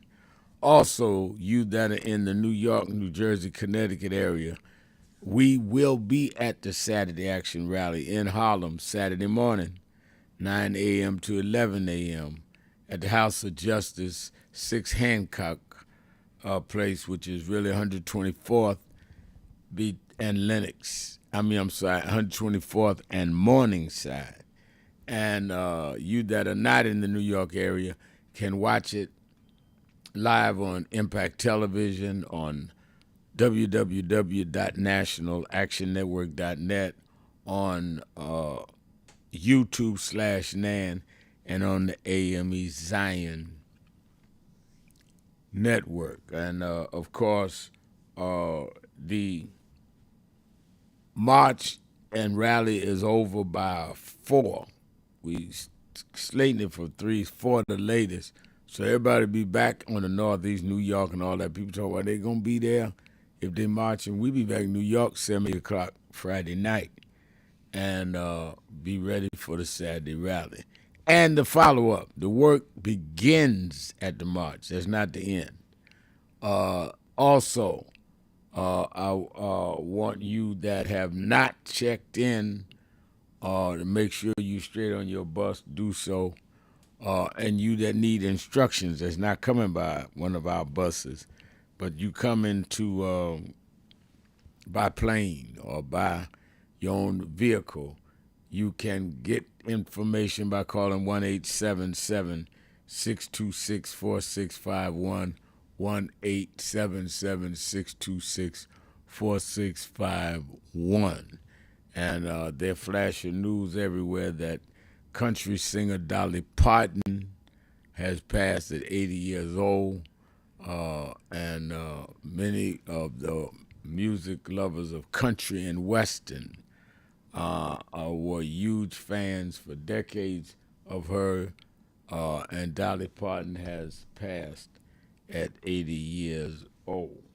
All right, let's go back to the phones. Let's go to my friend in Chevy Chase, Maryland, Mrs. Richardson. Mrs. Richardson, you're keeping it real with Al Sharpton. Yes, good afternoon, my darling king. Good afternoon. Yes, Rev. You know, your guest spoke very eloquently, the lady, your guest. But you had a lady call, one of our people called, and I agreed with her more than your guest you just had. I say that because I never hear any, maybe that lady may be still listening, but I'm saying there are people who don't seem to think that permanent voting rights should be there. If this lady had administered that, I would have agreed with her totally. But wait a minute, I don't understand your point. You say that they don't believe in what? I mean, I'm not saying that they don't believe, but why isn't it that they don't think it's important to say it? Like the caller, the lady. To say what? I'm trying to understand what you want them to say. You want them to say what?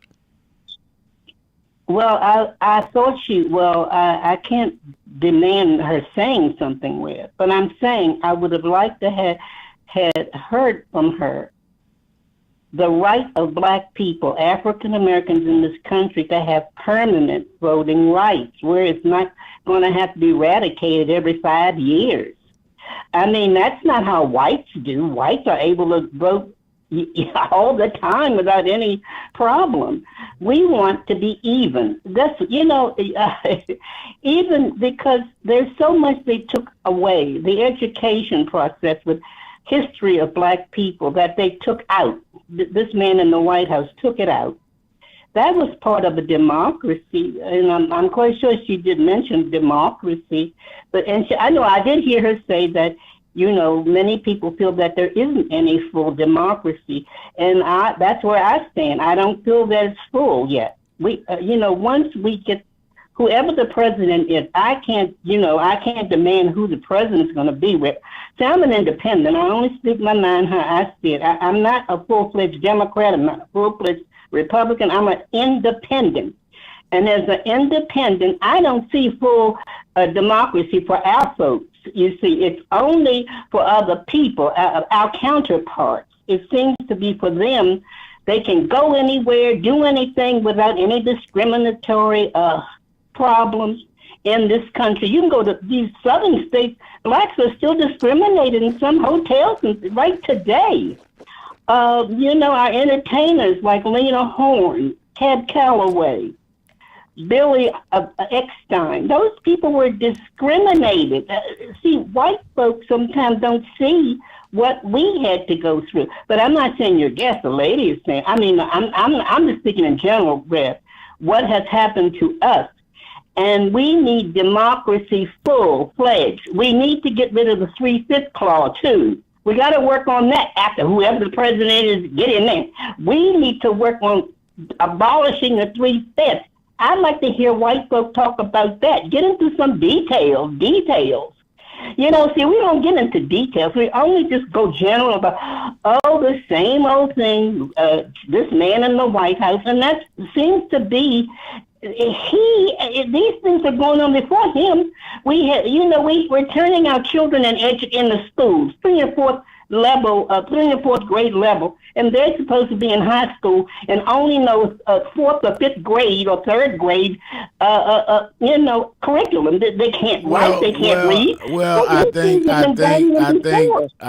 that you are correct saying that a lot of the maladies and inequalities happened before Trump, but I think that no one can deny Trump has embellished it and made it worse. So I don't think that we can use as an excuse it was already there to give him a pass. It was already there, and he's made it even worse. I'm not defending that creep. I hate him. And he sometimes gives me I'd be close to like a heart attack in here. Because sometimes I just sit and ponder and say, God, please, where are you? Help us. And these people just come right back full-fledged, and then business as usual. After whoever's going to be the president's in there, business as usual will go on. Black people will still die and suffer under the hands of racist police. It'll still go on with whoever's going to be in the White House. I'm hoping it's going to be somebody better, someone who can see the forest for the trees. Like, I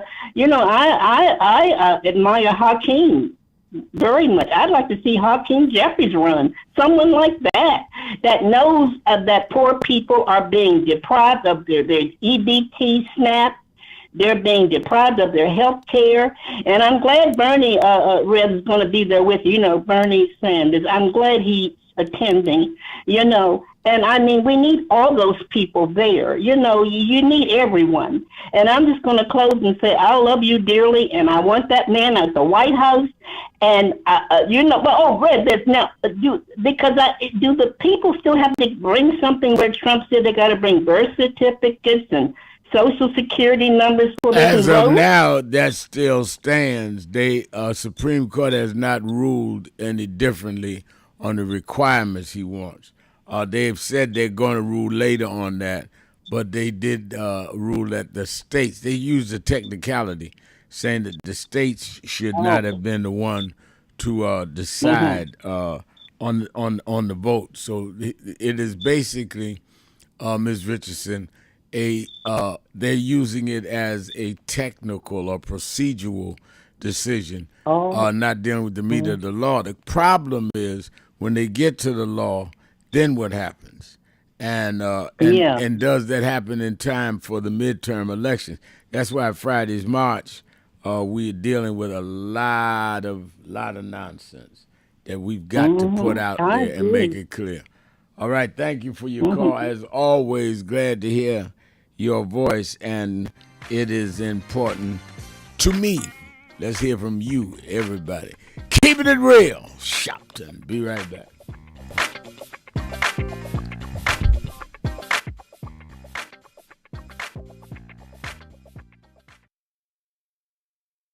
Many people cannot focus because they have not really come to terms with their calling and life purpose. In order to focus, you must also be clear on what you're focusing on. So if you're not clear on your purpose, if you're not clear on your life's calling, then focus on seeking that. Because if you just read the ways and roads you traveled that you didn't even choose, that were sort of just laid out for you by God, in that it's telling you, speaking to you about what your purpose is and what you were born to do and be. I learned the things that I didn't plan had to be planned by God, and God's plan was directed toward God's purpose in my life. And I focus on that. Not focus on what others do, not focus on how well they're doing or bad they're doing, but focus on whether I'm in line and aligned with what I'm supposed to be about. And in order to move straight ahead, you have to be focused on the path you're running on. I want to turn it over to you, ladies. Well, thank you, President Dr. Kimber, and to all of you on the board. I wanted to personally make this appeal from National Action Network and Martin Luther King III and Andrea Waters King, that we've been moving around the country organizing to deal with the question of redistricting when they have used the Supreme Court now to redraw lines that will in many ways break up majority black voting districts. It means that they dilute the strength of our community. It will cost probably 19 members of the Congressional Black Caucus. But as important, if not more important, it will not address the needs of those constituents because they don't have a block vote to say we're going to put in somebody that wants to do what is right for us or not. And that does not necessarily all the time mean a black person, but it gives them power. In Memphis, Tennessee, the majority black district congressman supported and reelected several times by the blacks there was a white man named Cohen. So we see this as an undoing of the Voting Rights Act of 65 and the Civil Rights Act of 64. So on August 28th, we've asked people from around the country to join us in Washington, D.C. for a mass march. We've had some marches and rallies in Mississippi, some in Montgomery and Selma, but we need a national march led by the clergy, led by the faith leaders, like it was in the 60s, that will say it is a moral outrage that we would, in a time like this, disenfranchise wholesale black voters by repealing the Section 2 of the Voting Rights Act and by turning the time back. We've heard from a lot of groups, but we need this to be church-led. National Action Network is appealing to you, the president. Reverend Dr. Boise Kim has been on our board for years and knows this well, and the many of you that are on the board. But we need to send a national message in a peaceful, nonviolent gathering led by the clergy, along with Dr. King's son, along with his daughter-in-law, and along with other leaders. But it's time to dramatize it. We see the No Kings March. We see everybody out there rallying. Where's our voice when we're the ones being disenfranchised? We're the ones being attacked. And I think that if we would stand up, the people will step up because the people understand the gravity of the hour. And I think that we are called upon at this point in history to do what those leaders of the black church did before our time and in our childhood. So I thank you, President Kimball, for giving me an opportunity to make the appeal to the board itself. You have the information. We're going to have buses from all over the country. Those churches that have buses, we give information. Those that don't, we're willing to help supply them. But we need to show a big number right in the nation's capital. History should not say they stripped us of everything and there was not a national response led by the black church. Thank you very much for these few minutes.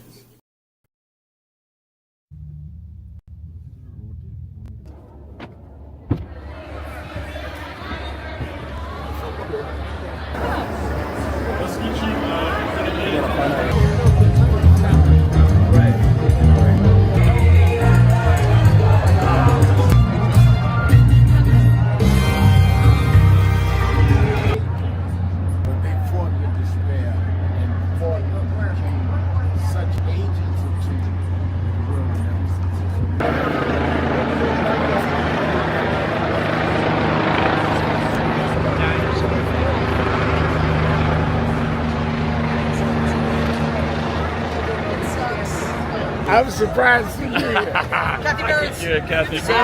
How are you? And my lovely wife, Lisa.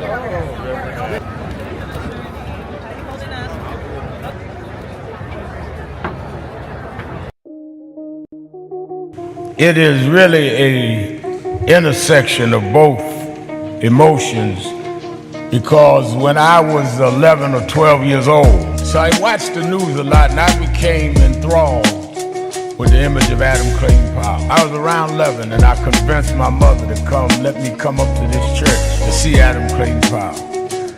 And in those days, people in Brooklyn used to say it's dangerous to go to Harlem. And folk in Harlem used to say it's dangerous to go to Brooklyn. Now, to 135th Street, and I came, sat right back there. And Adam Clayton Powell walked down this platform. And I remember after the church, in those days, Johnson, the pastor's study was right inside with the plexiglass. And I knocked on the door and I told the secretary I wanted to meet Reverend Powell. She looked down this little 11-year-old boy. She said, "Really?" She said, "Who did I say?" I said, "Reverend Al Sharpton." Black power means dignity. Means we're gonna walk side by side with you or through you. We're gonna be with dignity and integrity. We don't want any more than you have, and we're not gonna accept any less than you have. That's black power.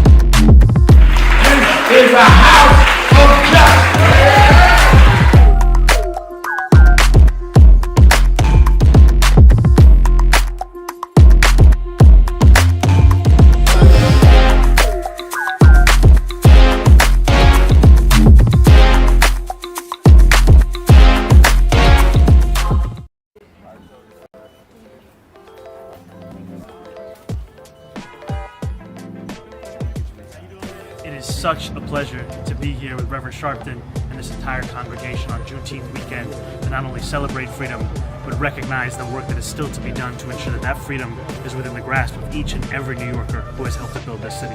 Thank you for having me, as always.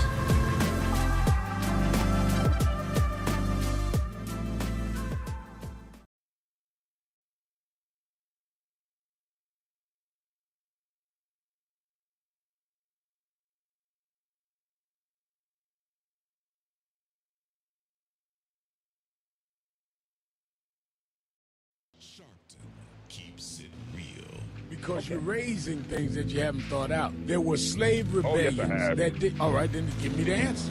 You haven't answered me yet. If you thought it out, give me the answer. Asking the tough questions. Well, the statement. Now you. No, but I'm questioning your statement. You can question mine. You can question any statement I make. You can question any statement. Whoa. And tell me don't question the statement you make, brother. Be a part of the conversation. Just keep it real. Live from the National Action Network corporate headquarters in New York, keeping it real. And now, America's #1 civil rights leader, the Reverend Al. Keeping it real. Keeping it real. I am your host, Reverend Al Sharpton, and we're back 1-877-532-5797, 1-877-532-5797, or you can go to our message board at www.nationalactionnetwork.net, www.nationalactionnetwork.net. And we are joined. No, you can keep that up. Let me go to our co-host line to the pastor, senior pastor of the First Corinthian Baptist Church of Harlem, and of course, member of the National Board of National Action Network, and best-selling author, the Reverend Dr. Michael A. Walron. How you doing, Michael? Pretty good, Reverend Sharpton. How you doing today? Doing well. Excellent. I was thinking about you. I preached at Howard University on Sunday at a Rankin Chapel, and we have, every year when I come, we always have a lunch brunch with 50 to 70 of the student leaders. And I was remembering our pastor. You and I both were pastored by Reverend Dr. William Augustus Jones, Jr. And he made me, I may have been 13 years old, but he had me reading books of great thinkers and philosophers because he wanted me to accustom myself to stepping up. Said, you ain't got to wait till you get to college to read this. And I remember a book by Reinhold Niebuhr, Moral Man in Immoral Society. And you're familiar with Union. He taught at Union. And are we dealing, as we go into this march in 3 days, are we dealing with that battle now that Reinhold Niebuhr talked about, where you've got moral people, but the society is structured and the system is absolutely ran on immoral, not only immoral values, but even immoral goals and where they want to go? I think, Rev, I would agree with that and probably make an add-on to it. I think, yes, we're in a moment where we're seeing a kind of immorality being played out in the body politic and in culture in ways that it wasn't in the past. Now, when I say it wasn't, it doesn't mean that it didn't exist, that immorality. It wasn't as blatant and as obvious in years past as it is right now. And I think it's also being aided and abetted by an immoral president with an immoral cabinet and an immoral leadership among the Republicans, especially with regard to their silence in the face of the things that President Trump does. And I think you have these glimpses of people, moral agents. History has always had those glimpses, those moral agents who looked at the transformation of society as their goal, who looked at not to turn the tables and put power in other people's hands, but it's to make this country more egalitarian, especially with regard to the ideals that it claims we founded on. And I think that's what we face, and Niebuhr talked about that. I think he also in his writing reminds us that much of society is shaped by how the masses, especially those who live in the margins, are seeking to make sense of life in the midst of that immoral society. So I think, yes, it is still the same project that Niebuhr was undertaking, still the same issue. In the midst of rabid immorality being played out politically, culturally, socially, how do we make sense of life without becoming the very thing we critique, Rev? And I think that we have begun to institutionalize and normalize wickedness. I mean, it's just wicked to take parents from their children in the name of deportation. So reminiscent of slavery time for us. I mean, there's just no excuse for that. You're just gonna snatch up somebody and just break up a family with no concern on what that's gonna do to the future of that child. Absolutely, and I think we're seeing that with deportation. I think we're even seeing, along with that, not just the deportation, but the unlawful imprisonment or arrest of people without any real allegations or even evidence. We're seeing that there are more people being released after being found they shouldn't have been arrested. That is really alarming when you think about that, Rev. When you think about the practices that are happening and enduring now connected to ICE, but also connected to policy that is seeking to bankrupt social service programs, especially welfare programs, seeking to undermine and really do harm to those who are the most vulnerable in our society right now. We're seeing this happen in a way, in a blatant way, that we haven't seen in a while now. And so we have to really begin to question, how. Well, I think we have a real conversation on the fragility of this country with regard to the Constitution. I think people don't realize that in many ways this country is shaped by laws that were founded centuries ago, but a constitution, a document.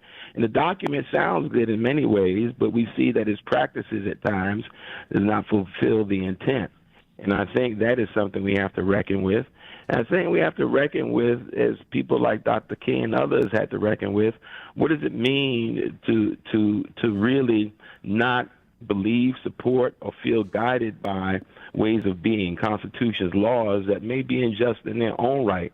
Some of the laws, again, that we see being enacted now, the practices being enacted now are unjust.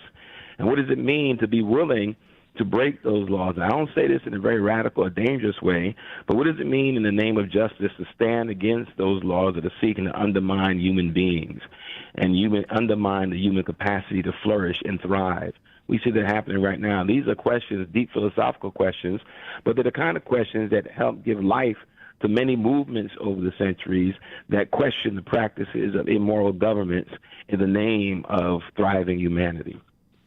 No doubt about it, and I think that that is what we face. Let me, on our message board, I see Kimberly Washington saying, because you were coming to Washington, D.C. with a full bus, thanks for your loyalty, United Democratic Women, Philadelphia. We're staying strong with Al Sharpton, just waiting for my package for the bus, and I have and you gonna have your package. As soon as I get to break, I'm gonna call and find out what's going on with your package. I definitely, all the buses, I've done our part in terms of getting the funds raised to get them there. I need everybody to get it done. Let's go talking about Philadelphia. Let me go to the word WURD in Philadelphia. Disco Brian is on. Disco Brian, you're keeping it real with Al Sharpton. Rev, it's been a kind of a heavy. I've been sobbing a little bit. I'll quote my cousin Leslie Calvilage Thomas. She says, the world's most just, kind, compassionate, loving, loyal, generous, beautiful woman passed today. What a huge loss. She was raised in the South around racism, segregation, bigotry, and ignorance, yet she became the epitome of and proponent of equality and inclusion. Sweet Dolly, we will miss you and your famous, beautiful soul. That hit real hard, Rev. I wanted to give some flowers today, Rev. I'm a white male Gentile, but I owe my life to my wife, who is Jewish, and I honestly believe my soul was saved by black music. So when I hear black Jewish dialogue done with seriousness, humility, and love, it hits me really very personally. Rev, you gave Van Jones a Triumph Award in 2019, and I just listened to this extraordinary conversation between Van and Israeli journalist Haviv Redig Gur about black-Jewish relations.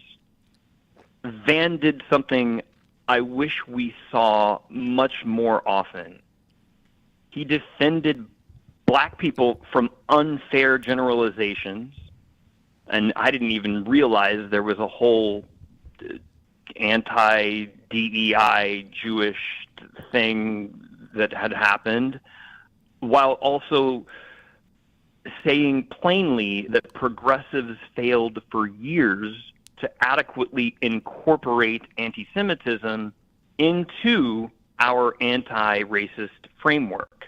And that when anti-Semitism came from the left, Van said we didn't have the antibodies to fight it. And Van specifically pointed to Hakeem Jeffries, Raphael Warnock, Cory Booker, and Richie Torres as major black leaders who stand with the Jewish community, but often get far less attention than the extremists do.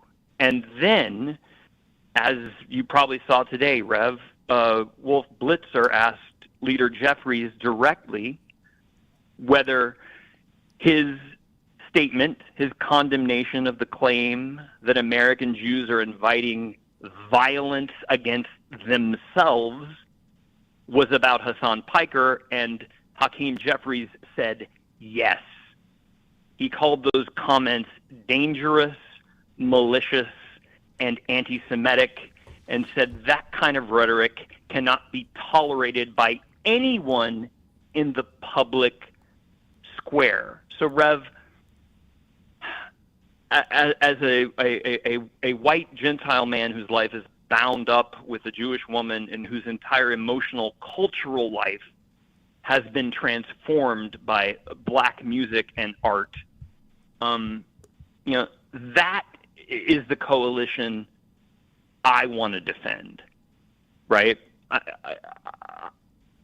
Because I know what I've received from both communities, and I don't want to watch algorithms, extremists, provocateurs, and professional outrage merchants convince black people and Jewish people that they are enemies. I think that what you're saying. Well, let me hold you over. We'll be right back. Keeping it real, Shopton. Walron, be right back.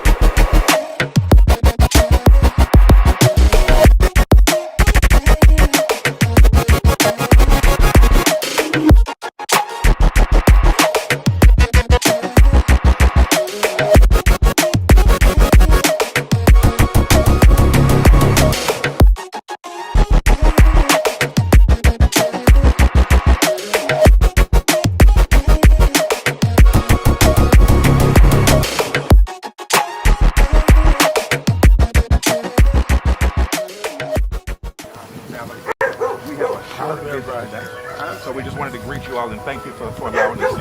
Yes, sir. We were with gold. Yeah, we was here. They were on the plantation. Our family was on the plantation. Wow. And that's, of course, that's the slave house. That's one of the slave houses. Sir, it's been 13 years. That's right. Good to How see you been? Doing fine.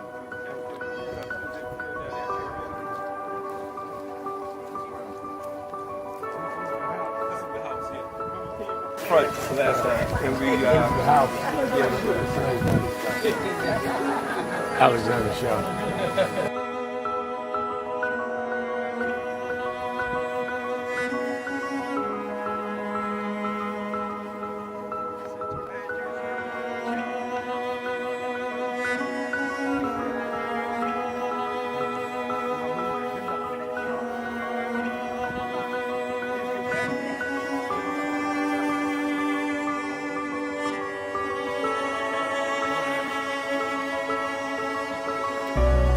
How many slaves were staying there? I have no idea.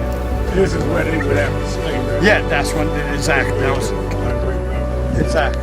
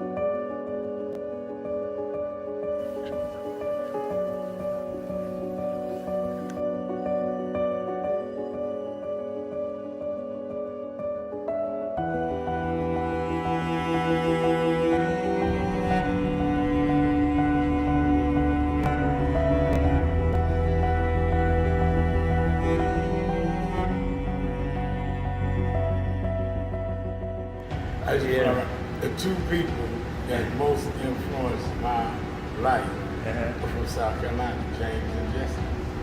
Jesse right up the road with me. I went over his mother's funeral. Jesse walked me to my mother's casket. From South Carolina. That's the balance of my life, James and Jesse. Yeah. Civil rights, shoulders. But also where your people from too. Literally. Yeah, right. And when I knew Jesse was from James, I started president. Yeah. And James had died before I knew about it in South Carolina. Oh, really? Yeah. James died December 25th. He died Christmas Day, 06. And they came to do the story for February of 07. They came in January. His daughter swear that was his daddy and helped me push the information out. Wow. And I called Jesse and told me, you know that my great-grandfather was a slave about 45, because Greenville right up to I-20. He said, I told you we was connected. That's why you gotta listen to me. But no.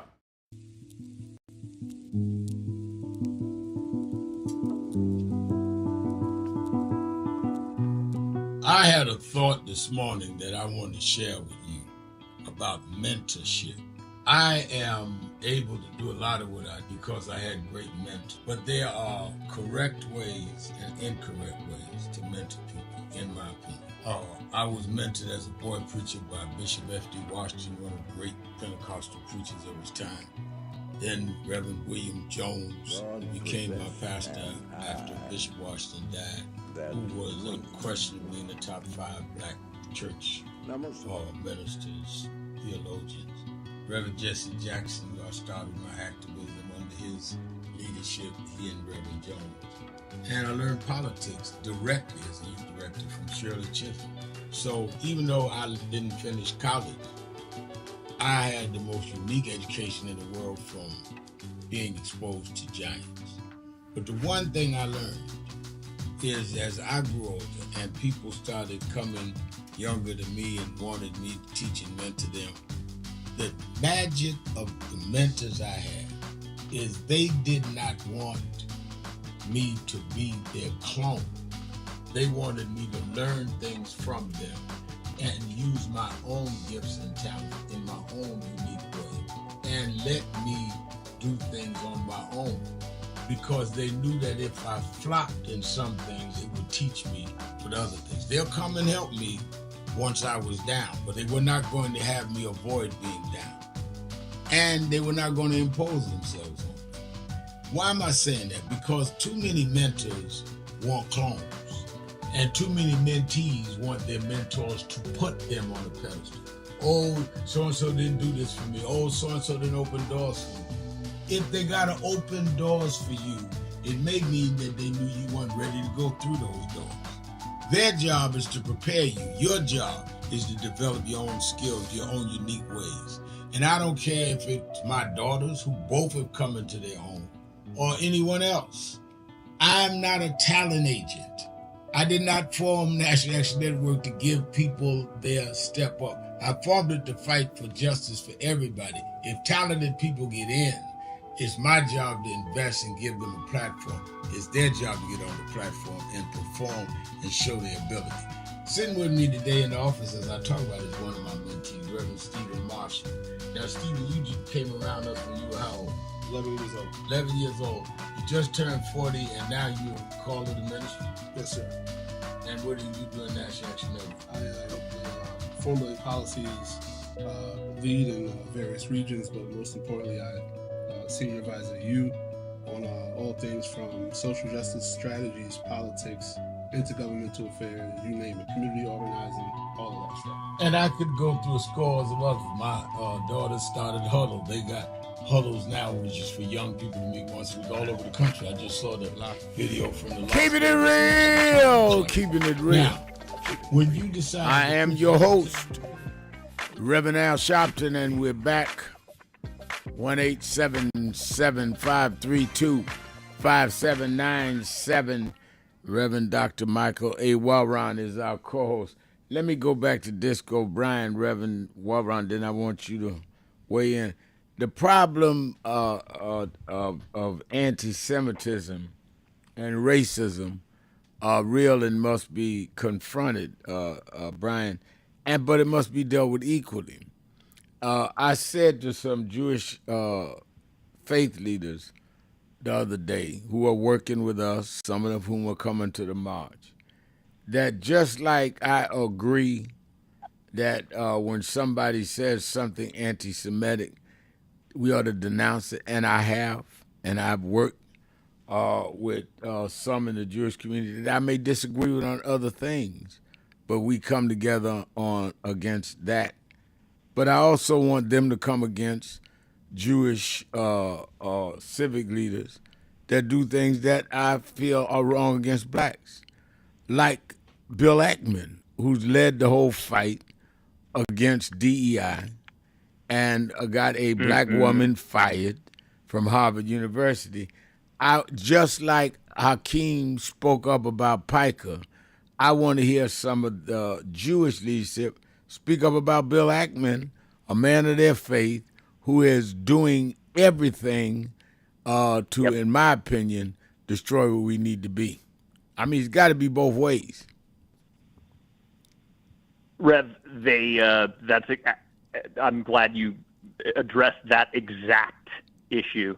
And if you have time, I can't imagine you do, but Van and Haviv get into exactly that question, which I was unaware of until I saw their conversation. And I guess basically the concluding idea is that Van made a point that struck me most, which is that our phones and algorithms are putting different communities into completely different information universes. We keep seeing the ugliest representative of somebody else's community while the bridge builders barely register. Meanwhile, we have Ashley Laverne Jackson, traveling around the world building bridges, and nobody's seeing her because everybody's forced to deal with this psychopath, Hassan Piker, who now is, the top public figure that every Democrat is now going to be confronted with in every public setting. I don't know. How do we make the good people louder than the algorithmic extremists trying to tear each other apart? I think one thing we've got to do is stop giving a lot of oxygen to the extremists. I think that the more we call their name, the more that it feeds into their ego, some of them narcissism. I remember, and Reverend Dr. Walron can weigh in on this, when we were fighting cases like Trayvon and Michael Brown and Ferguson, on and on, you always have these people that jump up, be extremists, and get a little attention for a day or two. And the way we handled them was we ignored them. And if they said something and somebody asked to say, no, I don't agree with that, but I'm here because they killed Trayvon Martin. I'm not here for that. I'm not here because I'm here because of Michael Brown.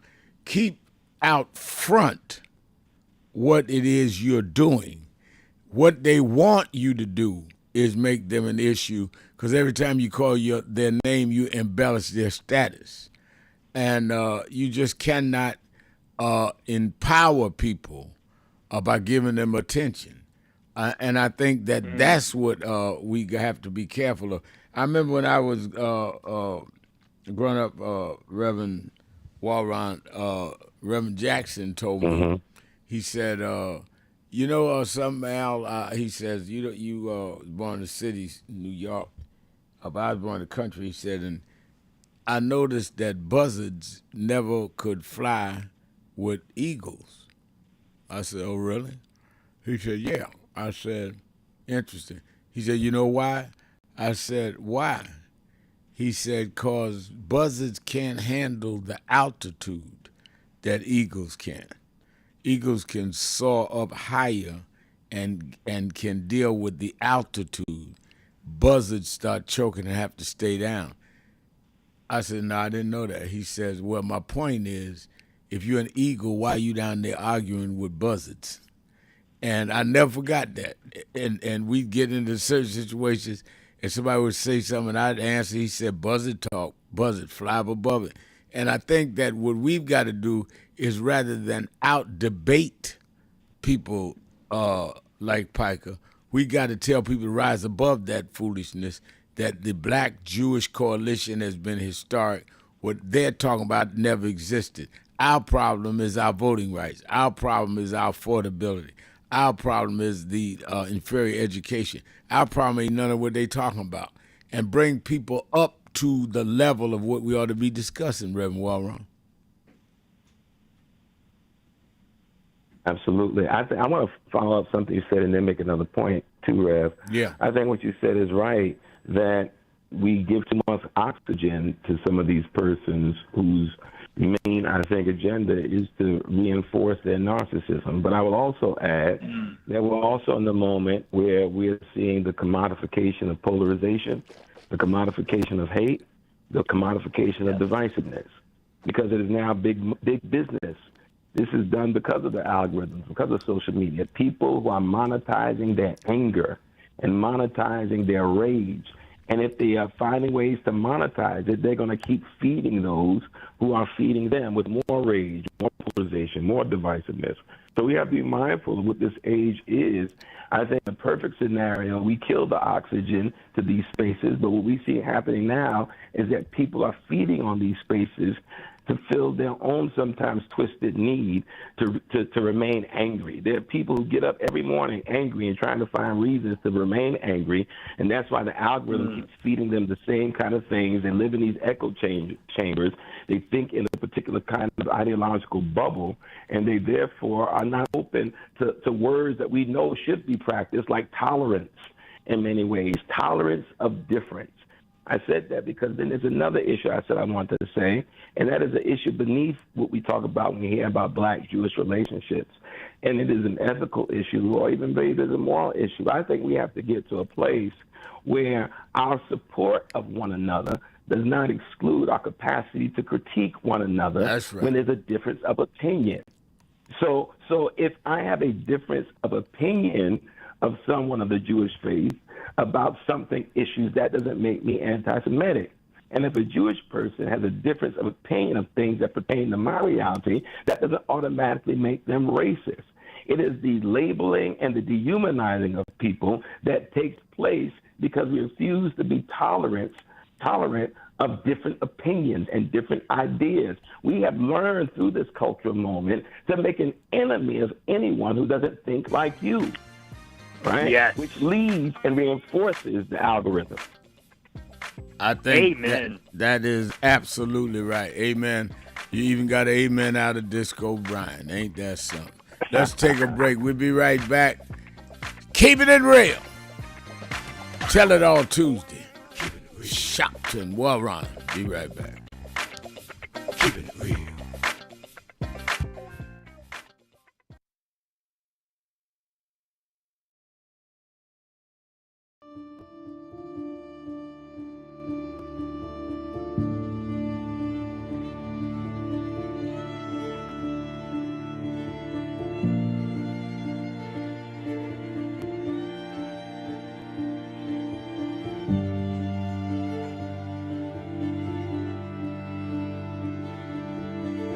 Robert Culp used to do a show with Bill Cosby, I Spy, and he did a documentary on breadbasket, Robert Culp. Oh, wow. You need to see that documentary. It's great. Absolutely. I lived this. I didn't read this. I was there. You true to this? I'm true to this. Not new to this. I ain't new to this. Vote to phone Troy. He was, Jack O'Dell was one of the guys that Kennedy warned Dr. King about. Say he was a communist. Wow. Jack O'Dell and Stanley Levinson. And Reverend brought him in. Nobody else in the movie would deal with Jack. Reverend brought him in. Oh, yeah. Sure. Just us. Just us. But there's stories behind all of it. It didn't just happen.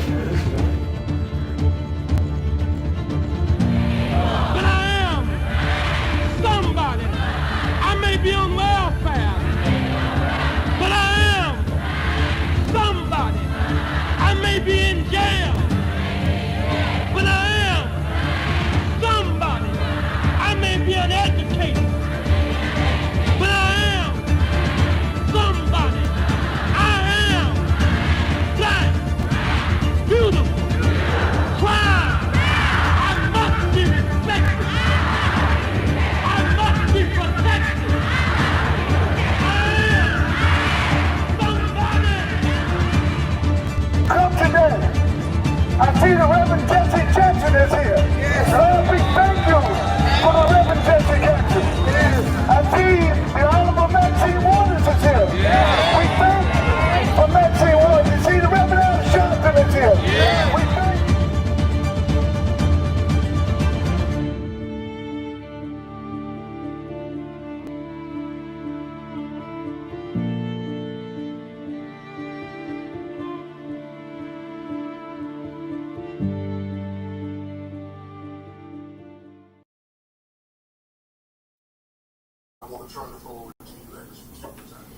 Well, thank you, President Dr. Kimber, and to all of you on the board.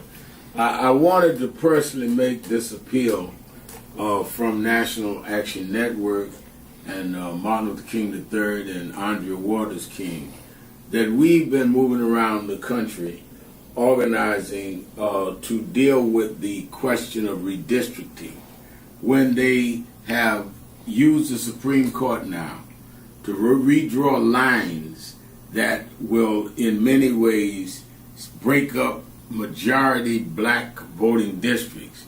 It means that they dilute the strength of our community. It will cost probably 19 members of the Congressional Black Caucus. But as important, if not more important, it will not address the needs of those constituents because they don't have a block vote to say we're going to put in somebody that wants to do what is right for us or not. And that does not necessarily all the time mean a black person, but it gives them power. In Memphis, Tennessee, the majority black district congressman supported and reelected several times by the blacks there was a white man named Cohen. So we see this as an undoing of the Voting Rights Act of 65 and the Civil Rights Act of 64. So on August 28th, we've asked people from around the country to join us in Washington, D.C. for a mass march. We've had some marches and rallies in Mississippi, some in Montgomery and Selma, but we need a national march led by the clergy, led by the faith leaders, like it was in the 60s, that will say it is a moral outrage that we would, in a time like this, disenfranchise wholesale black voters by repealing the Section 2 of the Voting Rights Act and by turning the time back. We've heard from a lot of groups, but we need this to be church-led. National Action Network is appealing to you. The president, Reverend Dr. Boise Kim, has been on our board for years and knows this well, and the many of you that are on the board.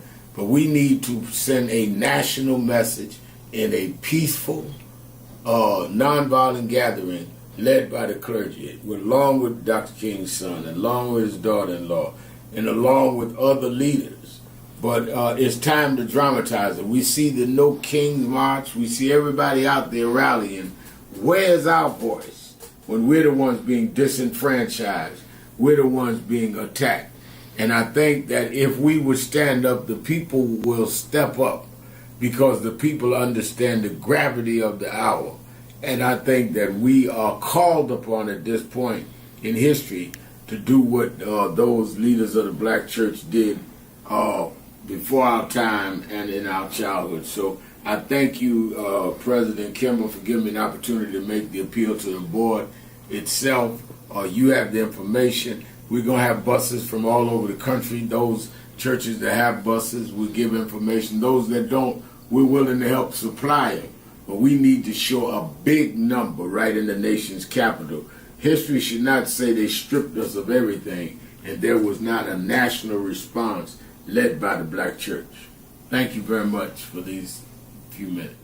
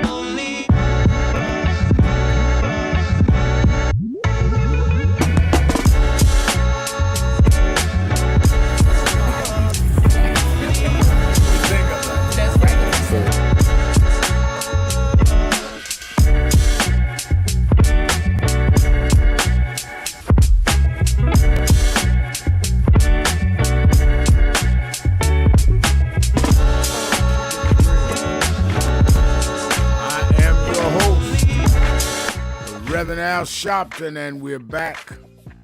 1-877-532-5797, 1-877-532-5797, and certainly we are.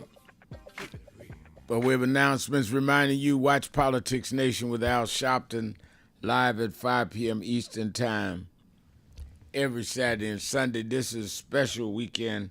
It is our 15th anniversary, and we're going to have on a lot of special guests that's talking about the march, which will have happened Friday, where we go from here, the Southern tour that I'm going to announce, as well as what's going on with the tariffs and other things you don't want to miss Saturday and Sunday. And I'm going to show clips of the last 15 years. We're one of the only shows of any race in terms of the host that has had two sitting presidents while they were president, vice president on the show, but then grassroots leaders and business people and entertainers. Aretha Franklin and Harry Belafonte and many of them that have gone on have done this show in the last 15 years. And Jesse Jackson's last interview was on this show. His last cable interview, I'm going to show a little of that. So it's going to be History and News. Watch Politics Nation with Al Sharpton live at 5 Saturday and Sunday and on MS Now. And, Dr. Walron, I was saying earlier, I did not know this, but they did the research. I'm the longest standing black host of a national cable show. No other black cable host lasted 15 years. Wow. And I'm the guy that was supposed to not make it 3 months. I didn't notice. The station researched it. And that's because of the support and viewership of people.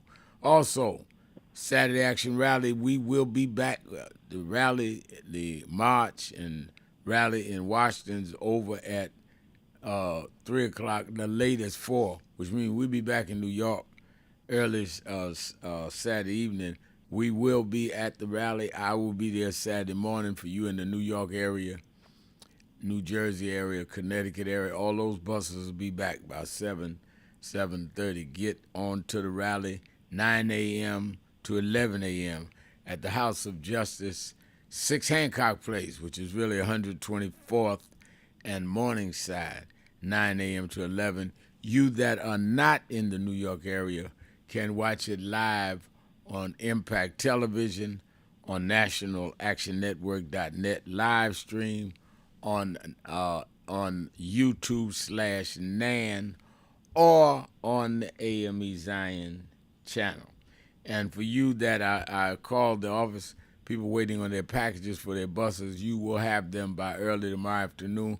We are taking care of all of that today, making sure you have them 2 days out. Everybody's package should be there by sometime tomorrow afternoon. The bus packages, you that have a bus ordered.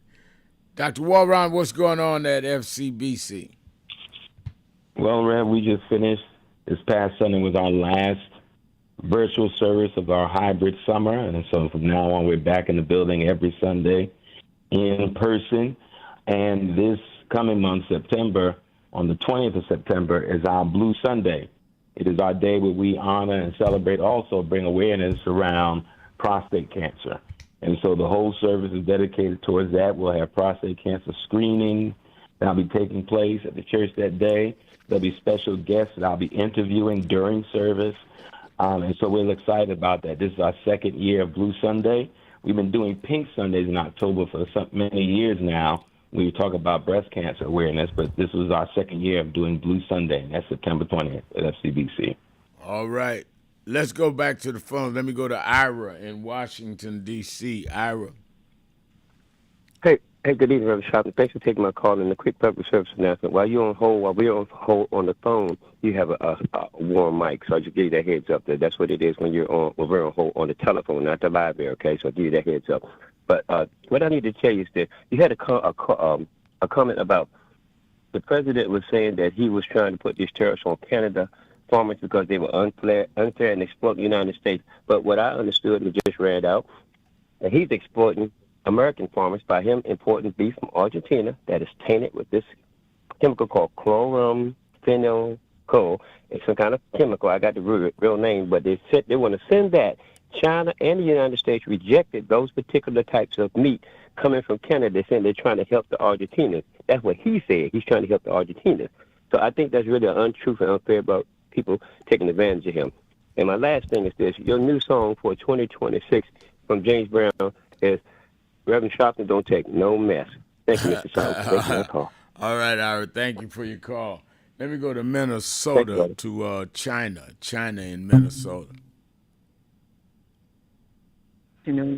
Good afternoon, Reverend Sharpton and Reverend Robert. I hope both of you are doing well. It's been a while since I spoke with you. I'll make it real quick, just because there's so much I want to say. I'd love to meet you and have a cup of coffee with you one day. But I wanted to say something, and it is out of no disrespect for Dolly Parton, because I really loved her singing. It's very honorable to me, compassionate young lady. But I was just hearing that Trump is going to have the flag flying halfway for her for the week, for a whole week. Okay. And then what got me, and I started crying because I said, I get what you're doing, but here you are trying to remove a black sailor's name off of a ship to put your name on there. And it bothered me so much. And like your earlier caller said, God, where are you with all this? Because it's so direct. It's so painful. And I guess my thought is, why is it we as a black, I hate using that word, but that's what has been put in our mind from our history, from culture, from the slavery days. As black people, we have always, why is it that they continue to target us? I don't understand this, Reverend Sharpton. I followed you for years with your marching with your jacket. I followed you for years, and I'm a couple years older than you.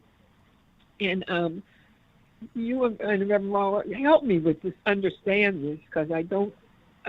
I cry on the Lord and ask the Lord to help. Well, I think, and I understand, and really. I really am a fellow traveler with the pain, but let me say it this way, and Reverend Warren can also address it. I think that you've got to deal with the fact that white supremacy was taught to people to justify both the annihilation of Native Americans and the enslavement of Africans in slave trade.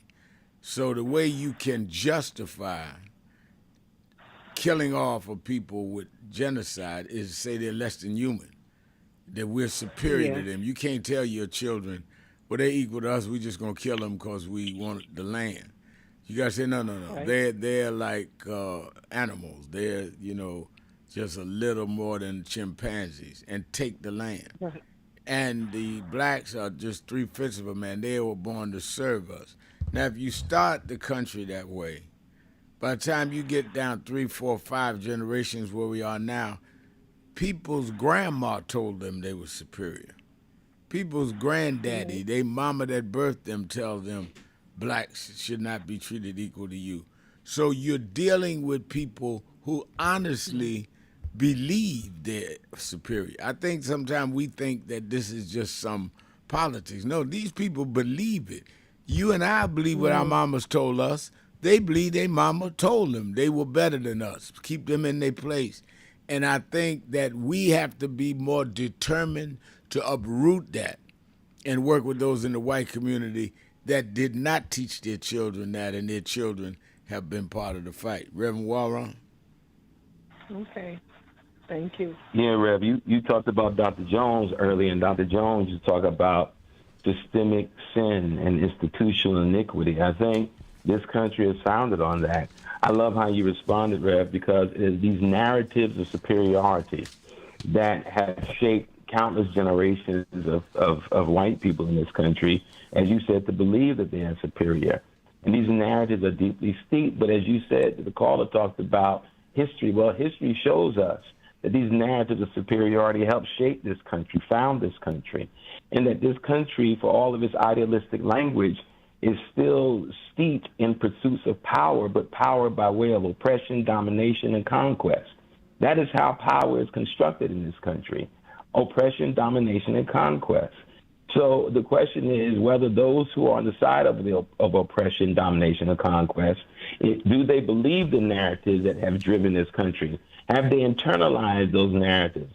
Because just as Reverend Sharpton said, there are people who believe in their narratives of superiority, internalized and embodied. There are also people, because of those narratives, who believe in the narrative of their inferiority and subjugation.